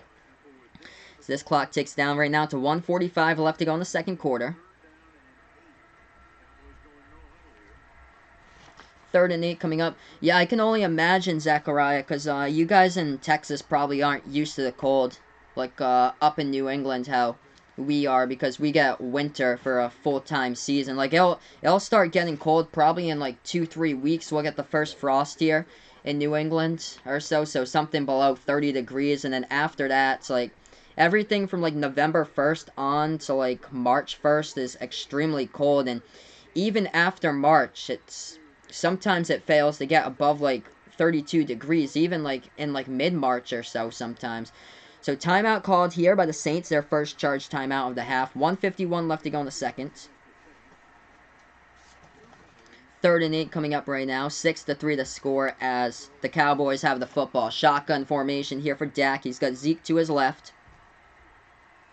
Going with a 4-3 defense right now by the Saints. As Dak takes the snap. Back to pass here for Prescott. He's going to air it out. Down the right side, complete, but a yard short in the first down as that catch gets hauled in by the tight end, Blake Jarvin for the Cowboys. A yard short it appears to be, so a great 3rd down stop right there with 1 yard short to the first down sticks by the Saints. So 4th and 1 coming up. I believe the Cowboys will be punting this football with a minute and a half left to go.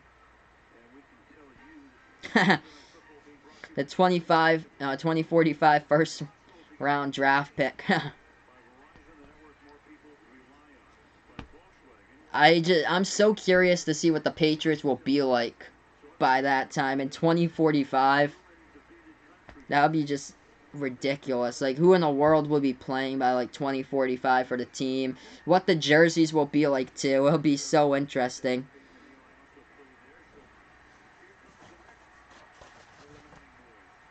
Worst weather conditions I've ever been here for Vaughn. I'll answer that question right after this 4th down call right now. Thanks so much, guys, for being a part here of Sportscaster and YouTube, where I call the play-by-play of this game. 4th and 1 here. The Cowboys are going for it on the 4th and 1 with a minute and 30 left to go as they go into ace formation. Dak hands it off to Zeke. Zeke does get it, though. Gain at 2 in the carry. They needed 1 right there, and he appears to be a yard past that first down marker. Hey, the Saints saying he didn't get it or the ball came loose.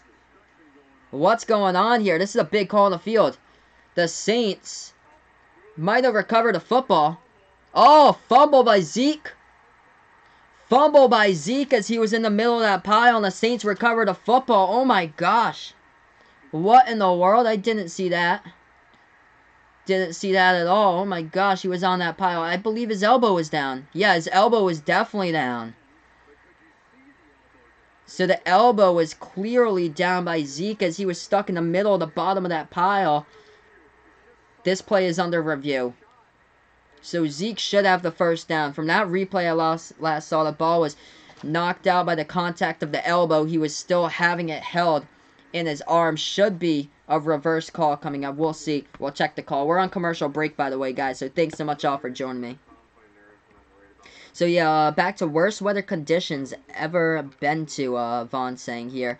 I actually went to Lake Placid last April. We went up in like a big like ice storm or so. It wasn't even like that much snow. It had to be like 4 or 5 inches of snow in an ice storm. But we went up to Lake Placid, New York. And it was the middle of April. It was April 17th. 26 degrees in Lake Placid, New York, and we were on the highway going from, because we stayed one night in Lake George, an hour and a half south, then we had to go up to Lake Placid. We thought it'd be like 60 degrees out there in the middle of April in the Adirondacks. Turned out that it was 26 degrees in an ice storm there, and there were cars sliding off the road left and right, and how to get to Lake Placid, it was basically like this long, winding road with trees next to a river with no signal at all. And just nothing, like, nothing there. Like, no signal. If we had crashed on the side of the road, it would have taken, like, over an hour for, like, police and cops to notice. Because we were in a no-signal area. We had no phone service when we were driving on that road. And none of the roads were plowed or anything when we went to Lake Placid. That was something, just a sight to see, for sure. But yeah, the icebergs are melting out there because it's been quite hot with the global warming. I bet that they're melting out there. Buffalo looks fierce right now with that defense. What an incredible turnaround from last season. The Buffalo Bills were just like the worst team in football after the first 2 weeks, and now this season, that defense looks like legit. Like, if they had like an actual good quarterback, I'd be worried for the Buffalo Bills. Like, they could be like a Super Bowl contender with a really good quarterback, like a veteran quarterback for that team. They're like one quarterback away, because with that type of defense, that defense is just ridiculous. Okay, so this play was reviewed. They're going to say that this call stands. That is interesting. So that call stands. I thought that for sure. Zeke's elbow was down by contact, and then the ball ripped out. So this call still stands. So it's a fumble by Zeke. So the Saints will get the football right now with a minute and a half left to go before halftime. 1st and 10 coming up for New Orleans. So shotgun formation here for Bridgewater, the quarterback. He takes the snap back to pass. Passes right side complete to Thomas. Gain of 9 on the play. So Vegas Vic's on YouTube as Michael Thomas just got a 9-yard catch for you. And we have a minute and 20 left to go in this time ticking down. Ball spotted at the 35-yard line of Dallas territory here. Saints with the football up 6-3. Teddy in the shotgun, running back to his left, that's Kamara. Bridgewater gets the snap, looks right, looks left, passes right side, complete once again, 1st down. Hauled in by Ted Ginn Jr. I believe that's his first catch of the game.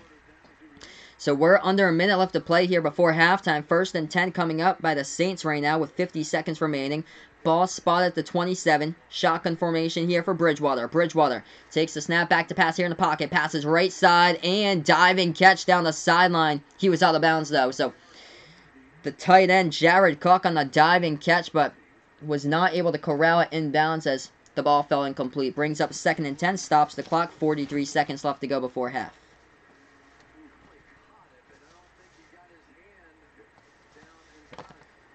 Yeah, I feel like Jonathan Jones is going to get fined with that hit. That was just malicious, that type of hit that he had earlier today on Josh Allen. I cannot believe he got thrown out of the... how he did not get thrown out of the game for that, that was just ridiculous. Alright, 43 seconds left to go before halftime. Bridgewater takes the snap. He's going to air it out deep downfield, incomplete. Overshoots his wide receiver, Ginn Jr. by like 5 yards. Incomplete on the play. Stops the clock with 39 seconds. But that is not a team that you want to play against. If you're like an opponent that plays Buffalo once a year, that's a non-division opponent, you do not want to go up to Buffalo. If you're from the AFC South or the NFC South, you do not want to go up to Buffalo and find out during when the schedule is announced that game is during December, because there's a good chance that there might be snow there with that lake effect snow right off the lake if your team ever plays them in December. 3rd and 10 coming up. Shotgun formation right now for the Saints. Bridgewater takes the snap. Back to pass. Pass over the right sideline. Overshoots Cook once again. The bounce stops the clock here with 35 seconds. There is a flag, though, on the play. There is a flag, though, and Drew Brees says roughing the passer on the sideline. That's indeed what it was. Roughing the passer by Dallas. 1st down automatically here for the Saints. So, yeah, your boy Michael Thomas, a couple plays ago, Vegas Vicks with a 9-yard catch. And New Orleans still with a football right now with a roughing the passer call. So, coming in there on the defensive side, defensive end DeMarcus Lawrence. Coming in low on Teddy Bridgewater. Automatic 1st down for New Orleans. Worst weather, says Vaughn. December 2014. Rained so hard, almost got hit by a car. Oof. It was getting dark outside. Raining terribly out there. I remember, it was like a decade ago, the historic floods of the Patuxent River flooded out the Warwick Mall in Cranston. That was crazy. Bridgewater, back to pass. Passes short right side. Complete right there. Not enough for the 1st down on the catches. Ted Ginn Jr. to the 10. Oh, Carolina. It does rain a lot there, Zachariah, in Carolina. They played like a monsoon game. I remember, I saw like the highlights of that, like the monsoon game for the Panthers. Hey, what is good? DMV Sportsnet Goalhorns, man. Welcome back here to Sportscaster. Underneath pass. Going to Kamara. Kamara takes it almost to the end zone, just a yard shy. Past the 3-yard 1st down marker into the 1-yard line, but there is a flag down on the field. We'll check this flag here. We got 4 seconds left before halftime. Saints are in the red zone trying to score with this football as they are at the Dallas 10-yard line. There was a flag. And it's a defensive penalty by the Cowboys. So result of the play, 1st down here. 1st and goal coming up. Saints should have the ball at like the 1-yard line. Japan is just crazy weather, I bet, Vaughn. Earthquakes, tsunamis, just terrible weather out there in Japan. I bet the smog is terrible too. Like the conditions outside, like Beijing, it's like tough to even see because all the fog and stuff from the smog that's outside is it's disgusting with the pollution out there, I bet. Oh yeah, the blizzard in 2013. I think I remember that. Blizzard Nemo, I think was its name. February of 2013, I think it hit. Bridgewater here, ball at the 1-yard line. He's going to go fade to the right corner, end zone. The Cook, no good. Threw it out of bounds. Second and goal coming up. 2 seconds left to go before halftime. Hey, what is good, DMV Sportsnet? Just back here streaming once again. Welcome you in here to the Sportscaster stream.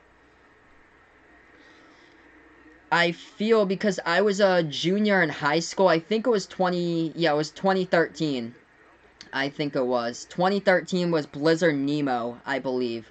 Because that was my junior year of high school, and I graduated in 2014. Yeah, it was 2013. Because that was my junior year of high school. So 19-yard attempt coming up here with 2 seconds before halftime by the kicker, Will Lutz right now. From the right hash, 19 yards out. The ball snapped, a hold, and it's kicked up straight to uprights. It is good.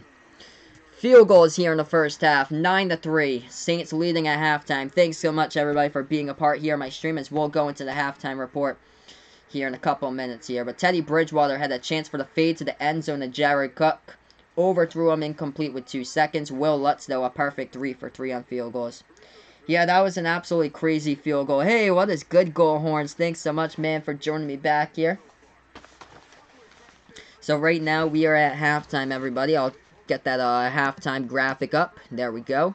Field goals in this one, 9-3 right now.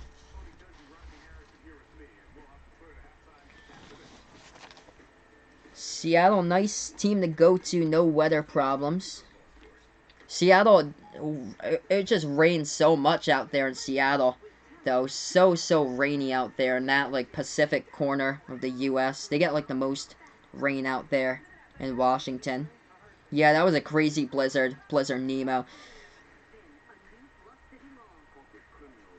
Oh, Goalhorn Sportscaster crappy, or the internet's crappy. If you're on the phone right now, I think... So if you're doing Sportscaster from the app, I think the Sportscaster app's having some difficulty. I have no problem getting Sportscaster up on my laptop, but from the app, people have said that they've had difficulties trying to get Sportscaster. Hey, maybe someday, Goalhorns, I might do a halftime performance someday. Maybe when I hit 1K or something like that. Maybe, we'll see someday. It's kind of late here. Interesting, you're using your computer and Sportscaster's off? That's weird. That is so weird. Because, yeah, on my end, Sportscaster is running fine. Right now, we're on a commercial break, everybody. Thanks so much all for being a part of my stream today.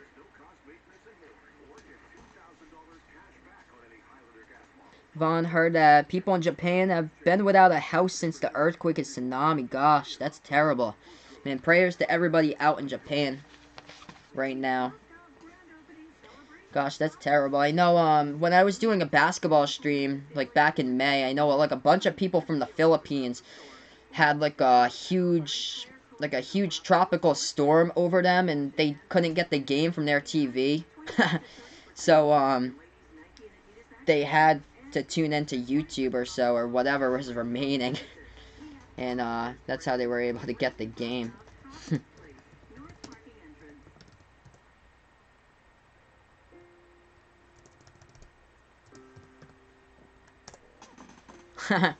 Tom Brady just got arrested for rape. If he stays some more days with Antonio Brown, maybe that would be possible. But yeah, that guy's no longer there for the Patriots. that was pretty funny.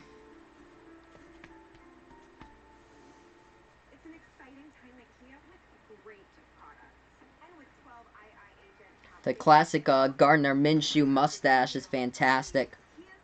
Yeah, they love basketball out in the Philippines, because whenever I do the basketball streams, there's like a bunch of people from like international countries that go to my streams. Like if I ever do the Miami Heat, there's like a ton of fans out in Cuba that watch the game on YouTube. Like Cuba and Haiti, Dominican Republic, I got a lot of those people for the Miami Heat games. For a lot of the other teams, I think for the Celtics, there was like a lot of people from Europe. Like I got a good amount of people for the Celtics games from like Portugal and the Azores. Also, like the Philippines was like one big one. Philippines, Serbia was a huge one too. A lot of people came from like Serbia. Basketball has been growing there in that country. So yeah, right now we're at halftime, everybody. Thanks so much all for joining me here on a Sports Dish on Sportscaster, also on YouTube, on Final Yard Football on YouTube. If you guys haven't been able to do so, feel free to give this a like if you're new to the channel as well, and hit that subscribe button as well, as I call play-by-play here, football action. Also, I'm on a basketball channel. I have it featured off of my football channel. It's called Behind the Arc Basketball, where I call play-by-play too.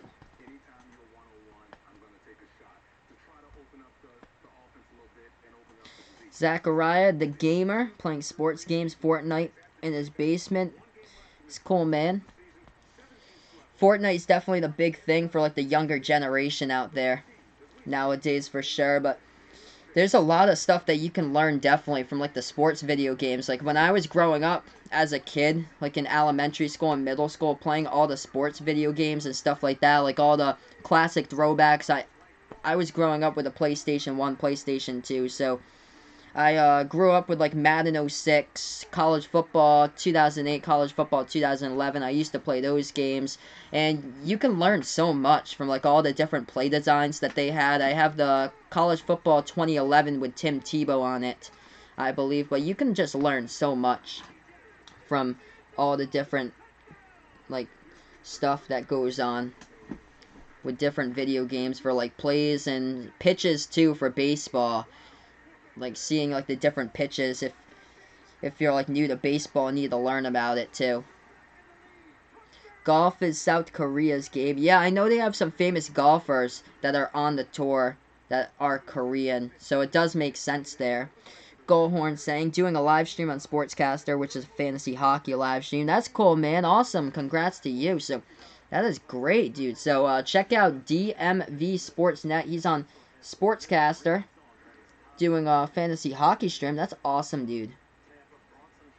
I know John from Off the Wall Hockey is doing fantasy hockey. If you guys haven't heard of his channel, feel free to hit that subscribe button. And the road to 1K for Off the Wall Hockey, he did his premiere on the NHL predictions today. He did. He's at like 927 or 28 subscribers. He is up there, though. He has got like 70 more subscribers or so to 1K. As he's been at it since October 2017. So 2 years at it, he's almost at 1,000 subs, which is awesome. That's awesome. So Fantasy Hockey live stream tomorrow at 8 p.m. That's cool, dude. If I do have a chance, I'll definitely check you out about that. Yeah, gonna have to shave the beard soon. I might get a haircut soon. Maybe like Tuesday or so I might get a haircut because my hair does grow in really fast. Like I think I got like a haircut like 2 months ago, but it grows in so fast.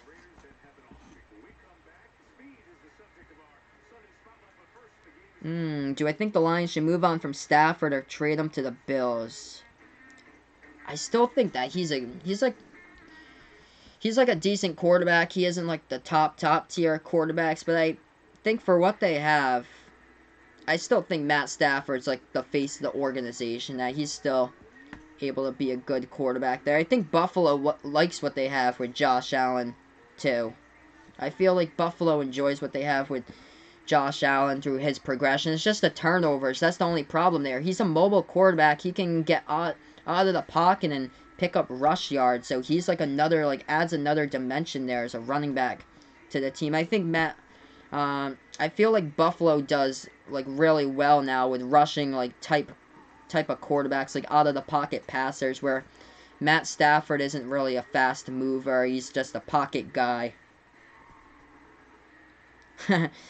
Gardner Minshew on the live stream. That's so funny. Oh, I got it now. So, Washington, Maryland, and Virginia is the DMV. So, that's center circle there. That's cool, dude. That is awesome, Goalhorn. So, the center circle is Washington, Maryland, and Virginia.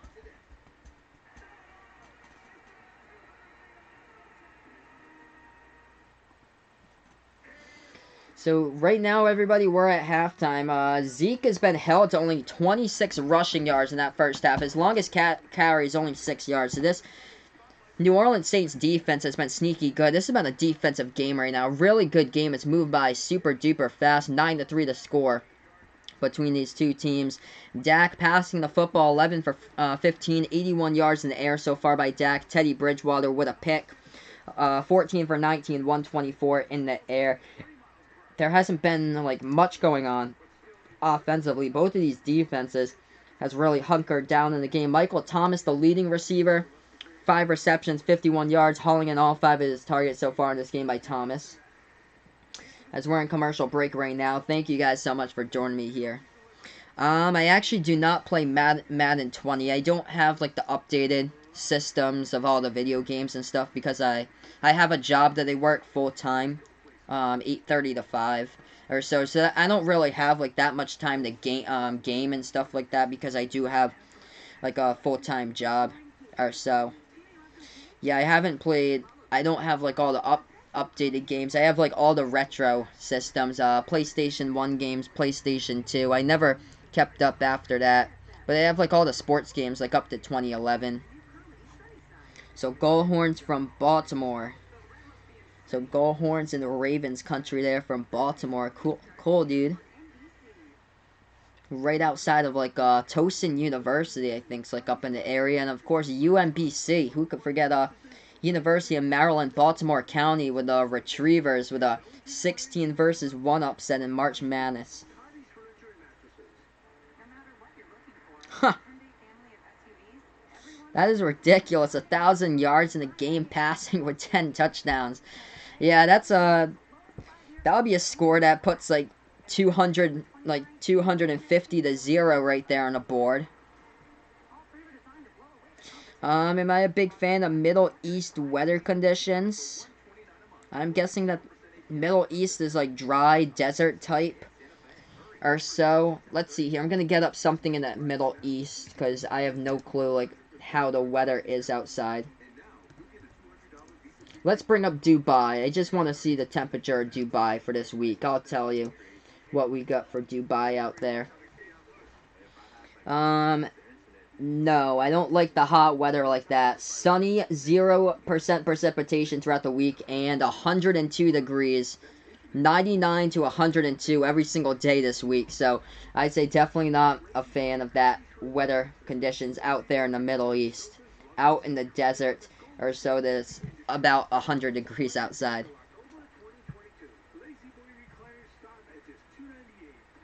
Yeah, Nick Chubb was really great today. He was awesome today, like lights out. He could be like named player of the week. 67 to 43 was the score in a 1,000-yard passing game with 10 touchdowns. Broncos versus Jaguars. That is funny.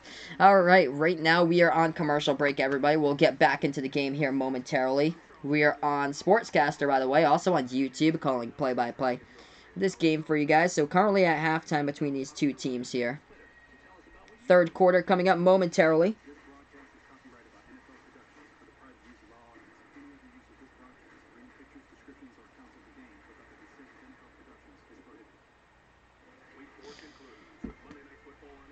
So not a whole lot of total yardage so far in this game. I'm just going to check that total yard category right now. So 114 total yards, shockingly, by the Cowboys. But remember, Dak Prescott is a perfect 22 for 22 passing in the third quarter. So no lead, especially a 6-point lead at home, is comfortable for the Saints right now. Because I'm sure that Kellen Moore will make some big adjustments here in the second half. The Saints, 157 yards total. But the Cowboys have struggled to run the football here. They've only rushed 33 yards total in that first half, not being able to open up the holes that's needed for Zeke in that first half. So we'll get ready to go back to this game here in a couple moments here for the third quarter. I'm actually going to put on the third quarter graphic for you guys, as NBC gets us right back to the broadcast. 9-3 the score. Oh, Dubai is just huge. It's like the leading leader in like industrial stuff with the ridiculous skyscrapers left and right they have. Just insane how many tall buildings Dubai has. Does Nebraska get snow? Yeah, they do get snow there, I'm pretty sure, Zachariah. Anywhere in that like portion, Nebraska, Iowa, Kansas, they do get snow. I've heard of a lot of snow there. It actually snowed, I think it was up in, like, Montana. It snowed this weekend, like, Montana, Idaho. It actually snowed this weekend there yesterday. Like, up in the mountain areas towards there in the Badlands it snowed. Okay, the Cowboys will kick this football off. So we're back to action. Saints will let it go to the back of their end zone. So 15 minutes on the clock here. We are in the third quarter. Welcome back, everybody, to the Sportscaster stream and also on Final Yard Football on YouTube. If you guys enjoy what I do on YouTube, hit that thumbs up down below. Hit that subscribe button as well. iPhone 11 coming tomorrow for Vegas Vix. That's good. That's big there, man. All right, 15 minutes left to go on the clock here in the third quarter. 1st and 10 coming up for the Saints.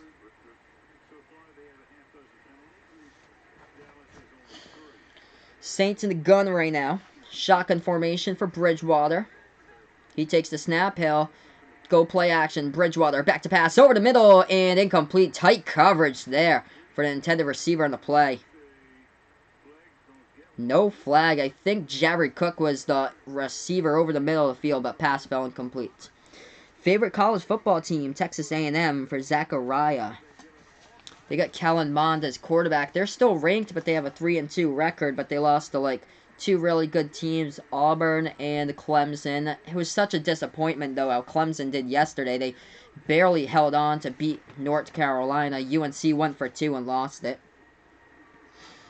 Back to pass here. Bridgewater, a complete 8-yard gain on the catch to Michael Thomas, hauling in all 6 targets for this game right now. So, Vegas Vix having Michael Thomas on his roster, I believe. Michael Thomas right now has 6 receptions for 65 yards. Yes, so 6 receptions, 65 yards so far, hauling in all 6 of his targets in this game. So, number 13 with another big reception just a moment ago. 3rd and 2 coming up here for the Saints right now. 14.5 left to go in the third quarter. Cook going in motion, ace formation here by the Saints. Bridgewater, HB toss over towards the left side of Kamara. Kamara tries to get past blockers. Great tackle by the Cowboys.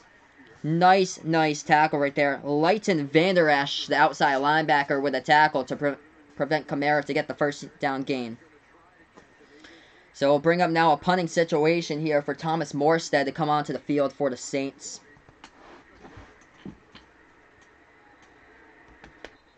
Michael Thomas, the man right now, 6 receptions, 65 yards. There is an injured Cowboy player down on the field here. So there is an injured Dallas Cowboy player on the field here at the moment. Who is that? Oh, that's the corner, Chidobe Awuzie. He was covering Thomas, I think, earlier throughout this game. He was shadowing Thomas throughout this game, so maybe it will open up to big catches down the road for Thomas if he goes up against the backup corner. So Chidobe Awuzie going towards the sideline right now. 4th and 1 coming up as Thomas Morstead will punt this ball in just a moment here for New Orleans. 13:52 left to go in the third quarter. This clock ticking down. 4th and 1 coming up for the Saints as they'll boot this ball away here in just a moment. So Morstead to punt this ball away from his own 25. Dallas back to return it now and backing up. Watch out, that ball is still bouncing. It bounced all the way from the 5-yard line frontwards to about the 13. That's where the ball is down. So 13-yard line. The Cowboys will get the football back as we are right now on commercial break on the Sports Dish on Sportscaster and also on YouTube on Final Yard Football. So currently, everybody, we are on commercial break. Zachariah saying best college uniform, Notre Dame. Notre Dame always goes with nice generic uniforms. So the one that they have on the helmets that they wear like once a year, like the green clover, that one's cool. When I was growing up, I was always a fan of Oregon and the Oregon Ducks, the many different styles of Oregon's uniforms that they wore, and like the throwback duck uniform that they had to like the 80s and 90s with I think it's like the green and the yellow uniform. That's such a cool one, the retro Oregon. Vegas Vix, can't wait for Season 6 of Flash. That's awesome, dude. Seems like big things are slated to happen with Vegas Vix with a new iPhone 11 coming out tomorrow. Yeah, Randy Moss, maybe someday I'll come out and help the Pats like former Patriots players there. Have Gerard Mayo, the linebackers coach, helping out the Pats.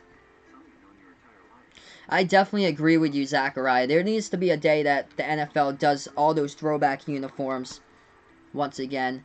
Like those orange uniforms that the Buccaneers wore in like the 70s and 80s that they were known for being notoriously terrible playing in those uniforms. I think they had like a 1-15 record one of those seasons in that like kind of like cheesy orange type of uniform, which was so like weird there, like the old Buccaneers uniform. The Patriots with red throwbacks, it's classic. I wish the Patriots will bring back those like 90s throwbacks, 93 to 99, with the gigantic flying Elvis on them, like the royal blue type of uniform. Or, like, the one season edition that they wore, I think it was 1994, the Patriots wore the royal blue uniform with the red lettering for, I think it was the 93 season. And that's like a limited edition uniform. That would be quite the uniform if they ever brought that back. Buffalo should bring back those, like, 2000 uniforms or so with like, the red on, like, the back of the lettering. That was like an interesting uniform. That was when Lawyer Malloy and Drew Bledsoe played for Buffalo. The dark blue, the light blue, and the red on the uniform. So we're back to action in this game right now. 1st and 10 for the Cowboys. Ball spotted at their own 14-yard line. Dak to the air right now. Passing right side. Complete first down. As he is a perfect 23 for 23 right now in the 3rd quarter. So Dak finds the open receiver. Amari Cooper gets the... appears to be a yard shy, they're going to say. I thought Forward Progress took him for a first down, but it'll be a 2nd and inches coming up here for the Cowboys. So Dak in the 3rd quarter, what they're pointing out, a perfect 23 for 23 right now for 393 yards in the air and 3 touchdowns. 2nd and inches coming up for the Cowboys right now. Ball spotted at the 29-yard line. Dak snaps it, hands it off up the middle to Zeke. First down. Zeke on the carry for a gain of 3. Picks it up to the 33. Oh, those are so cool helmets, Vaughn. The orange helmets with the Broncos that they wore in the 90s, those are fantastic. Those are just fantastic helmets they have with John Elway days there. That's just a fantastic jersey.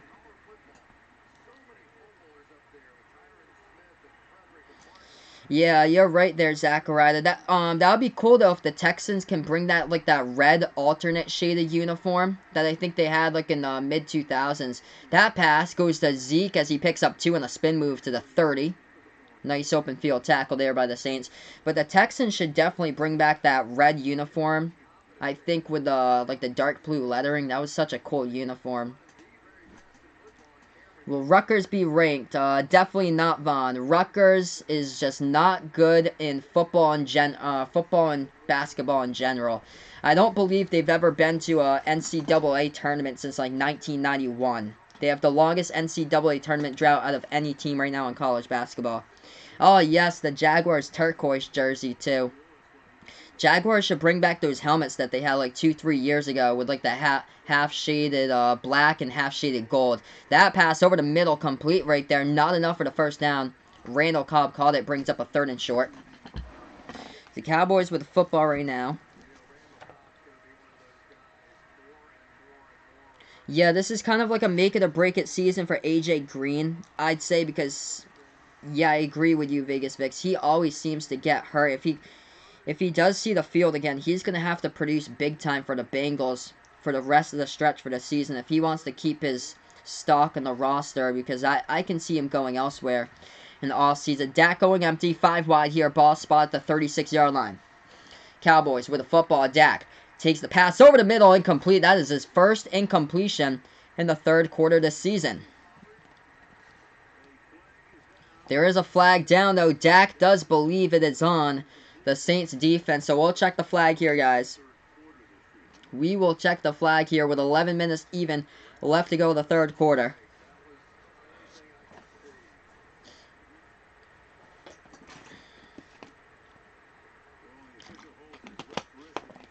So let's see here what the call is. 11 minutes left to go in the 3rd. Here's the call. Pass interference by the defense. So New Orleans with a PI call right there. Automatic first down for the Cowboys.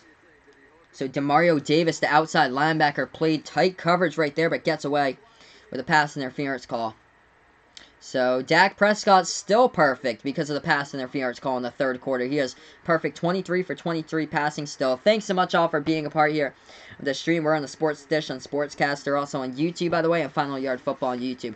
11 minutes left to go in the 3rd quarter. East formation. Dak hands it off here up the middle to Zeke. Zeke past the 40 to the 44-yard line. Gain of 3 in the carry. That would be such a cool helmet once again if the Chiefs ever do have it. That old Chiefs helmet with a Texas logo. That was a cool one. How about the Houston Oilers or logo that they had with the Tennessee Titans? That throwback uniform they had when they lost 59-0 against the Patriots in the snow. Be a nice throwback to have once again there for Tennessee. As Dak takes the snap, passes left side, complete, first down to the 47.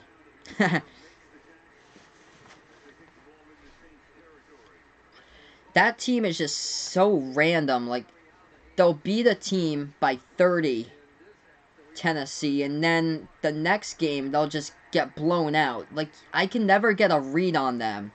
I can never, like, get a feel for that Tennessee team. Under 10 minutes left to go in the third right now. 1st and 10 coming up. Dak takes the snap. Back to pass right now. Over the middle. Pass complete. First down by Dak right there to about the 36-yard line. Called in by Jason Witten, the tight end, as the football is moving here for the Cowboys as they are at the 36 of New Orleans. I feel like Rutgers is good at lacrosse. I feel like Rutgers is good at the sports that nobody focuses in. I think they're really good at lacrosse for some reason. They might be good at soccer too, but they're not good at football and basketball, that is for sure.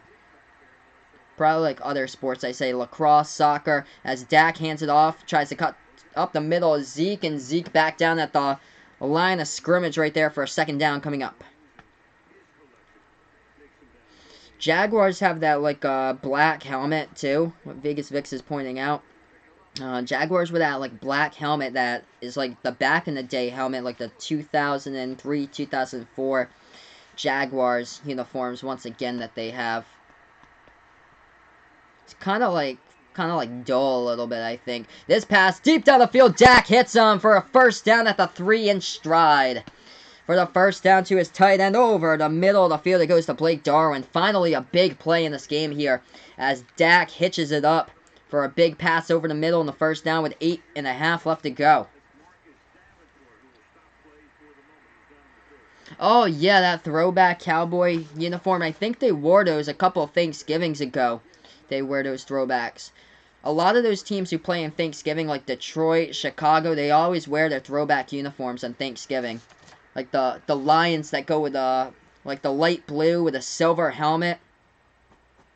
As right now we're on commercial break, everybody. So there's an injured player down on the field. We're on commercial break. Cowboys with the ball though, with a possible touchdown pending here. As they're gonna have the ball at the Saints 2-yard line with a 35-yard pass deep down the middle of the field from Dak over to Blake Jarwin on the catch in the first down. So thanks so much, everybody, for being a part of the stream as I'm on Sports Dish on Sportscaster right now, calling play-by-play, also on YouTube as well, and Final Yard Football on YouTube.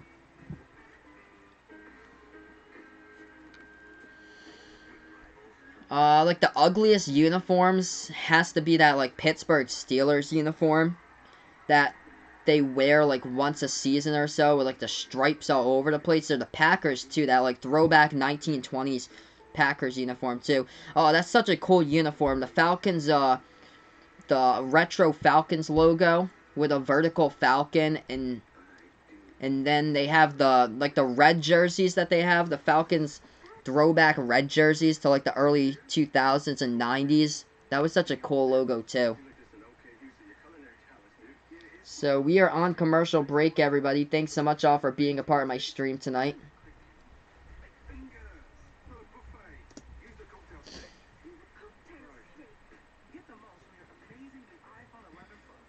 So Dak putting this ball down the field, and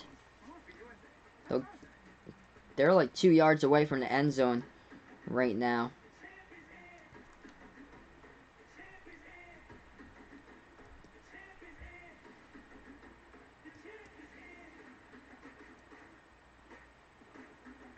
As the champ is here, it seems like. They always play that commercial, like every single commercial break right now for the NFL shop. Okay, guys, thanks so much all for joining me here for my stream play-by-play tonight, by the way, as we are on Sportscaster and YouTube, both at once right now from 2 different computers.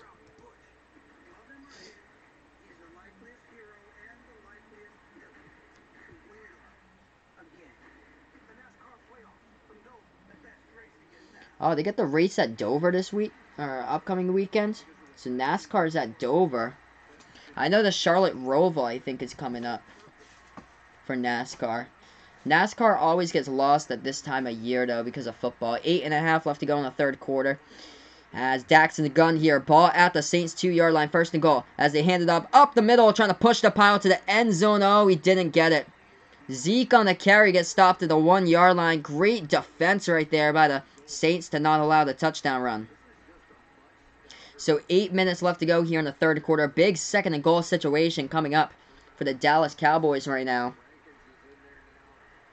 9-3 the score. New Orleans is up, trying to not blow this lead here at the moment. They're going in the power I here for the Cowboys. Zeke in the backfield. As they'll hand it off to Zeke. Up the middle. Touchdown. Cowboys in a run. Yes, he is. He is in right there with a plunge up the middle. And the Cowboys have tied up this game. Knotted up at 9 apiece. 11 plays, 84 yards, and 5:44 off the clock right now. As the Cowboys have tied this thing up at 9 with 7:45 left to go in the third. Yeah, I totally agree. All the NFL teams need to bring back, like, their old uniforms sometime.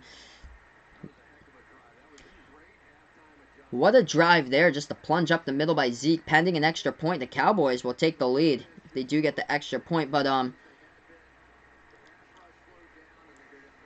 so extra point here by Brett Maher, the kicker. It's from the left hash. He elects to kick the extra point.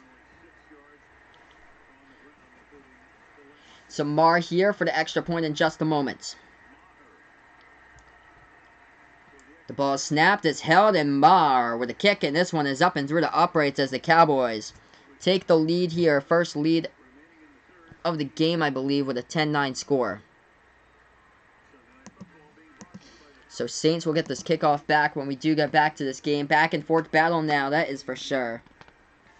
Yeah, I feel like the NASCAR playoffs right now, like, it conflicts with football. Football is the biggest sport out there, and they go up against NASCAR. So I feel like NASCAR should have, like, a kind of like a different type of season or so. I know they run 36 races, but it's kind of tough. Like, it declines big time when football season comes on, because being like a NASCAR fan like me, and also I watch football, it's kind of tough to choose both when your local team is playing and they're at a racetrack like halfway across the U.S. away from you. So that's the only problem there.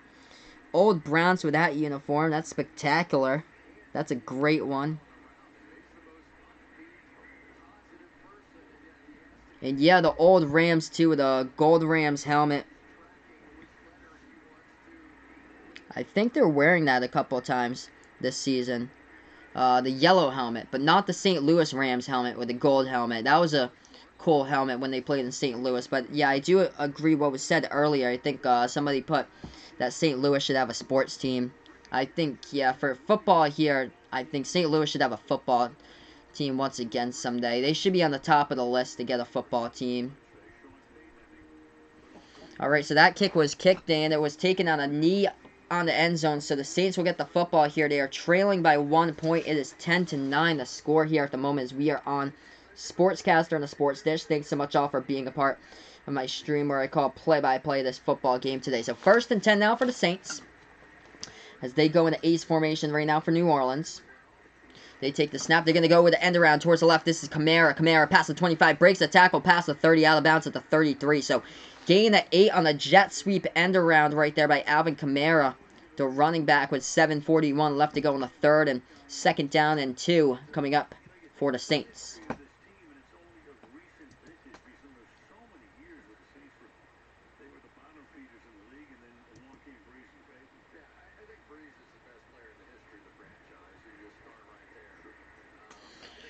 So 2nd down coming up here for the Saints. Should be 2nd and short. Oh, those are fantastic. The lime green Seahawks uniforms for the color rush. Those are so cool. Patriots wear their color rush 3 times this year. They wear them Thursday Night Football against the Giants, the first one. Kamara on the run up the middle, and he is stopped a yard short at the line of scrimmage right there. So it'll bring up now a 3rd and 1 coming out for the Saints. So couldn't get the first down on the play. 3rd and 1 coming up for New Orleans.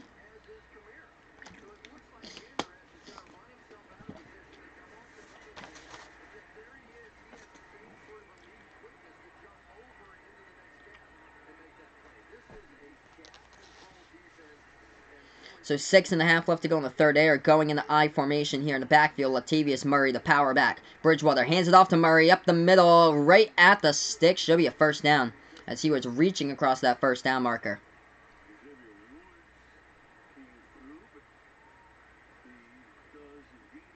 Yeah, that is right. There's Zachariah. Cardinals color rush, same as the Texans color rush.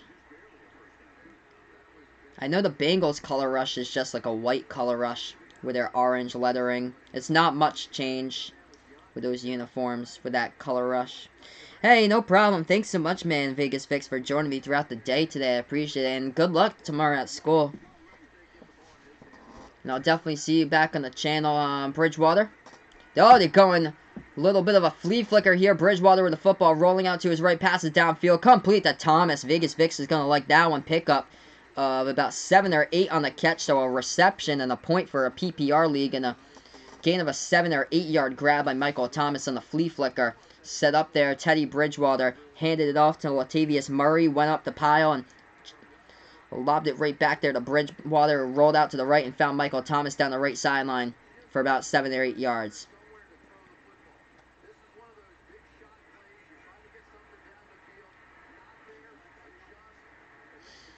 So Thomas with a great catch, 7 receptions, 73 yards. HB toss over right side to Kamara. Kamara past the 45 to the 50s, chopped up in midfield for the first down. So good run right there by Alvin Kamara, the running back. Hey, thanks so much, Vegas Vixen. Thank you guys so much. Have a nice night. I'll be back. Yeah, I'll be back on Thursday Night Football, I believe, here on YouTube. Will be my next stream. Stay tuned in. Put on notifications when I come back live for you guys. The Monday games are kind of tough to do because I have work too in the morning or so. So sometimes I'm not able to stay up like as late because I'm so tired because I covered a game tonight and then the Monday game too. That one's a late game. Bridgewater takes the snap over the air and passed, and it is complete. Right at the marker, caught by the tight end, Jared Cook. So the refs will spot that football just a yard shy of the first down marker. If you guys enjoy what I do, hit that thumbs up down below. Hit that subscribe button as well. Saints putting together a pretty good quality drive right now, guys, with 4 minutes left to go in the third quarter. Trying to drive down the football down their end. So both of these offenses making second half adjustments right now, pushing the football down the field. We're under 4 minutes left to go in the third. Ace formation here for the quarterback, Bridgewater. Going in motion, the wide receiver, that's Austin Carr. To the right, they'll hand it off up the middle here to Murray. Murray past the first down marker and a second and run. Gains around 3 on the carry. Brings up a first down. So move the chains type of player there with a big power back. Latavius Murray coming over from the Vikings. Gets the first down for the Saints. And he comes off the field right now towards the sideline. Good blocking up front the past couple plays here by New Orleans. They've been able to open up holes that they've got first down. So that is so good to see here by the Saints, how they've been able to open up holes in this game right now. 1st and 10. Approaching that 3-minute mark left to go in the third quarter. The run by Kamara. Breaks the tackle. Breaks the second one. Finding blockers up front. Breaking a third. Stiff arm down the right sideline. Picking up a first down and a gain of 12 on the run. Alvin Kamara should have been tackled for like a 2-yard gain, but that was a beast mode run right there by AK-41 on the carry. Broke 1 tackle. Here's the second tackle. Breaks that one. Breaks the third tackle. And then stiff arms a man with his left arm. Should have been sandwiched down, but kept on going for the first down by Alvin Kamara, number 41 for the Saints. He was doing that last week against the Seahawks. He is slippery. Right now he's got 11 rushes for 49 yards. Shotgun formation, ball at the 47 here for the Saints. Going in motion, Ted Ginn Jr. to the right. Bridgewater hands it off to Kamara. Kamara makes one miss, tries to drag another one, and he gains around 4 in the carry to about the 26. So Alvin Kamara, just a breaking tackle beast. Look at that, these balancing workouts he's been doing, putting his time and fair share into the gym, and he's just breaking tackles here because he's such a just incredible dimension of a player with these balancing workouts he's been able to do, and it shows you the type of strength that Alvin Kamara has running the football. This guy is a workhorse. He is just an incredible player, just has a whole new dimension to this team running that football and breaking tackles. 2nd and 6, Bridgewater passes. Pass complete to Cook for a yard shy of the first down marker at the 18. Jared Cook, the tight end. With a 3rd and 1 coming up. Ball at the 18 here, Dallas territory. So they're inside the red zone. Yes, indeed. I believe I should be able to beat Tom Brady in a race rather easily, Zachariah. Yeah, when I was a kid growing up, I was actually really fast. I played second base for baseball. I was like the leadoff hitter for my baseball team. They used to put me always like first to lead off because I had like so much speed to get on the bases and stuff. Or I was like one of the shortest players on the team too. So a lot of the pitchers who pitched to me, they couldn't find the strike zone because I was really small. This is a quarterback sneak here. Bridgewater gets it for the first down, I believe, as the refs are going to come in. And that ball should be spotted at the 17. So 1 yard quarterback sneak for the first down by the Saints. Let's see here on a high sky cam by NBC. This quarterback sneak just follows his blockers. Yep, Bridgewater was clearly past the yellow first down line. And yep, Drew Brees is loving that one along the sideline. Alright, first down here with 35 seconds left to go before the end of the 3rd quarter. Saints with a football inside the Dallas red zone here at the 17-yard line. 1st and 10 coming up. They'll have one play. If they complete this pass. This will be the last play before half if it is incompletion. Bridgewater back to pass over to the air. Wobbly, and it's dropped. If it was caught by the tight end, Josh Hill, he would have been down at the 4-yard line. It could have set up a 1st and goal, but it's dropped now with 16 seconds. So Josh Hill there with just the butterfingers. Couldn't corral it for the first down. Stops the clock here with 16 ticks left to go in the 3rd. Yeah, maybe it's just the television or so. Like, I have no clue how fast I actually run in person.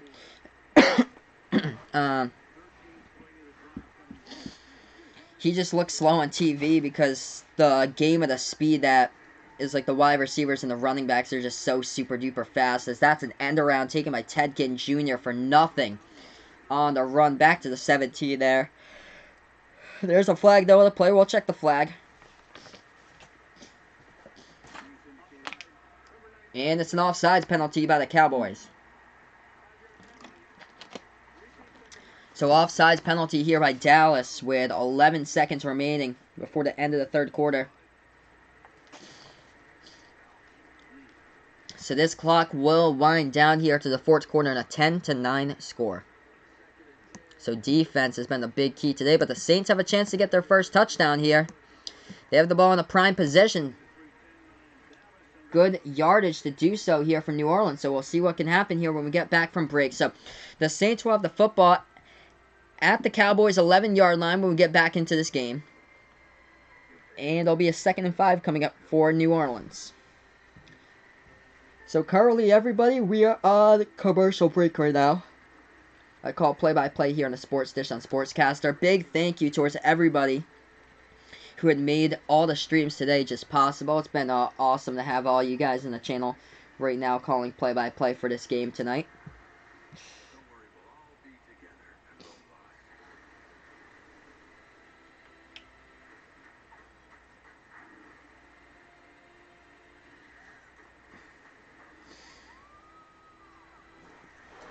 Oh, that'd be just ridiculous if Tom Brady was like made with that speed of Michael Vick, with just that breakaway speed. Somebody like a Michael Vick or Lamar Jackson. It'd just be incredible if Tom was like that.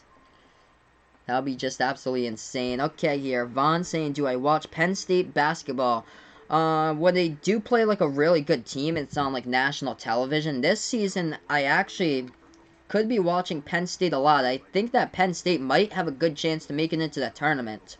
They might be like a bubble team, like a 10 or 11 seed, and actually make it in. Maybe like a play-in game for them in that first 4, but I think this is the season that Penn State could possibly make the tournament. I honestly think so.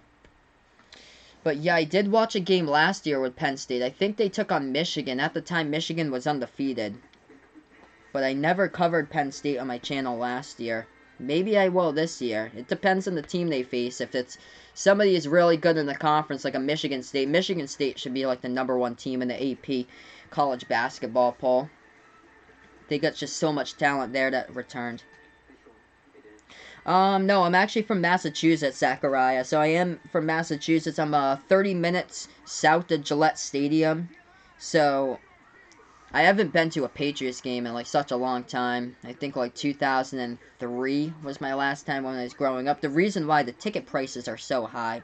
So I'm actually a Patriots fan. Always grew up like a Boston sports fan, watching the Patriots each week because I'm from Massachusetts, by the way. So always New England support there. But I've been to Patriot Place like tons of times in there. They have like an actual museum at Patriot Place. It's called the Hall at Patriot Place, and they have like a bunch of like artifacts there dedicated to the Patriots championship teams from the past. Here we are, guys, back to this game right now. The Saints, by the way, have the ball. 2nd and 5 coming up. Ball spotted at the 11-yard line of Dallas territory. Shotgun formation. Taysom Hill coming in as quarterback. Hill takes the snap. He's going to keep it. Tries to get the edge towards the left side here. And the Cowboys read it well. They knew that the quarterback option was coming, and they stopped him for a loss of 1 at the left sideline. As now I'll bring up a 3rd down here for the Saints. So Taysom Hill can do it all. Plays special teams, lines up as a wide receiver, can pass the football, can run the football too. But that time, unfortunately, Taysom Hill could not get the edge around the Cowboys defense, and he was knocked down for a loss of 1 down the left sideline. Taysom Hill is just an incredible type of player. He can do it all. 14 and a half left to go in the 4th quarter. 3rd and 7 coming up. Bridgewater back in as quarterback, and the gun takes the snap here for Teddy. Teddy rolling up. He's going to run for it. Tries to run for the first time. Oh, he gets hit. He gets hit high. He gets hit high. That should be a flag. That is a flag. Flag coming. Teddy Bridgewater slid down a yard shy before the first down line, and he got hit right at the helmet level. And that will be a flag every time. Stops the clock at 14-17 left to go in the 4th quarter. And a flag comes in late on the play as Dallas went for the helmet-to-helmet contact there by the DB by the Cowboys, as Teddy Bridgewater already gave himself up and he was sliding down to the field. Yep, just dove right over his helmet on the play, and that will be a flag every time. I will never watch UConn football, Vaughn, because they are just terrible there with that football team. What? The refs picked up that flag and said there is no foul on the play? You gotta be kidding me. No foul on the play here. Coming in late was a Jalen Smith, the middle linebacker, and he dove right at the helmet level of Bridgewater. You can see Bridgewater's helmet moving. How in the world is that not? How in the world is that not a penalty with a helmet-to-helmet hit? I can't believe it. So that's just, oh my gosh. Gosh, it's a crusher for Saints fans here. They always get the short stick of stuff. 26-yard field goal. It should have been an automatic first down. They could have had a chance for a touchdown. Instead, Will Lutz coming on to take the lead once again. This field goal is up and good. 12-10 right now as the Saints are leading. It should have been a first down inside the 10-yard line there. Wow, that is a crusher. How in the world did they pick up that penalty flag? That should have been a helmet-to-helmet contact. So, yeah, I just will not watch UConn football, Vaughn, because UConn football has been really bad. I don't think they've been to a bowl game in at least like a decade or so. They've been terrible as long as I can remember for their football team. They need to move down the division. I don't even know what they're doing in the future, because them playing in the American for football is up in limbo since they're going to the Big East for basketball. Has Tom Brady ever been injured, says Zachariah. Yes, he has. So he got injured week 1 against Kansas City in 2008. He tore his ACL against the Chiefs in a hit that was very low to him. He tore his ACL in the first game of the season against Kansas City. He was out for that season.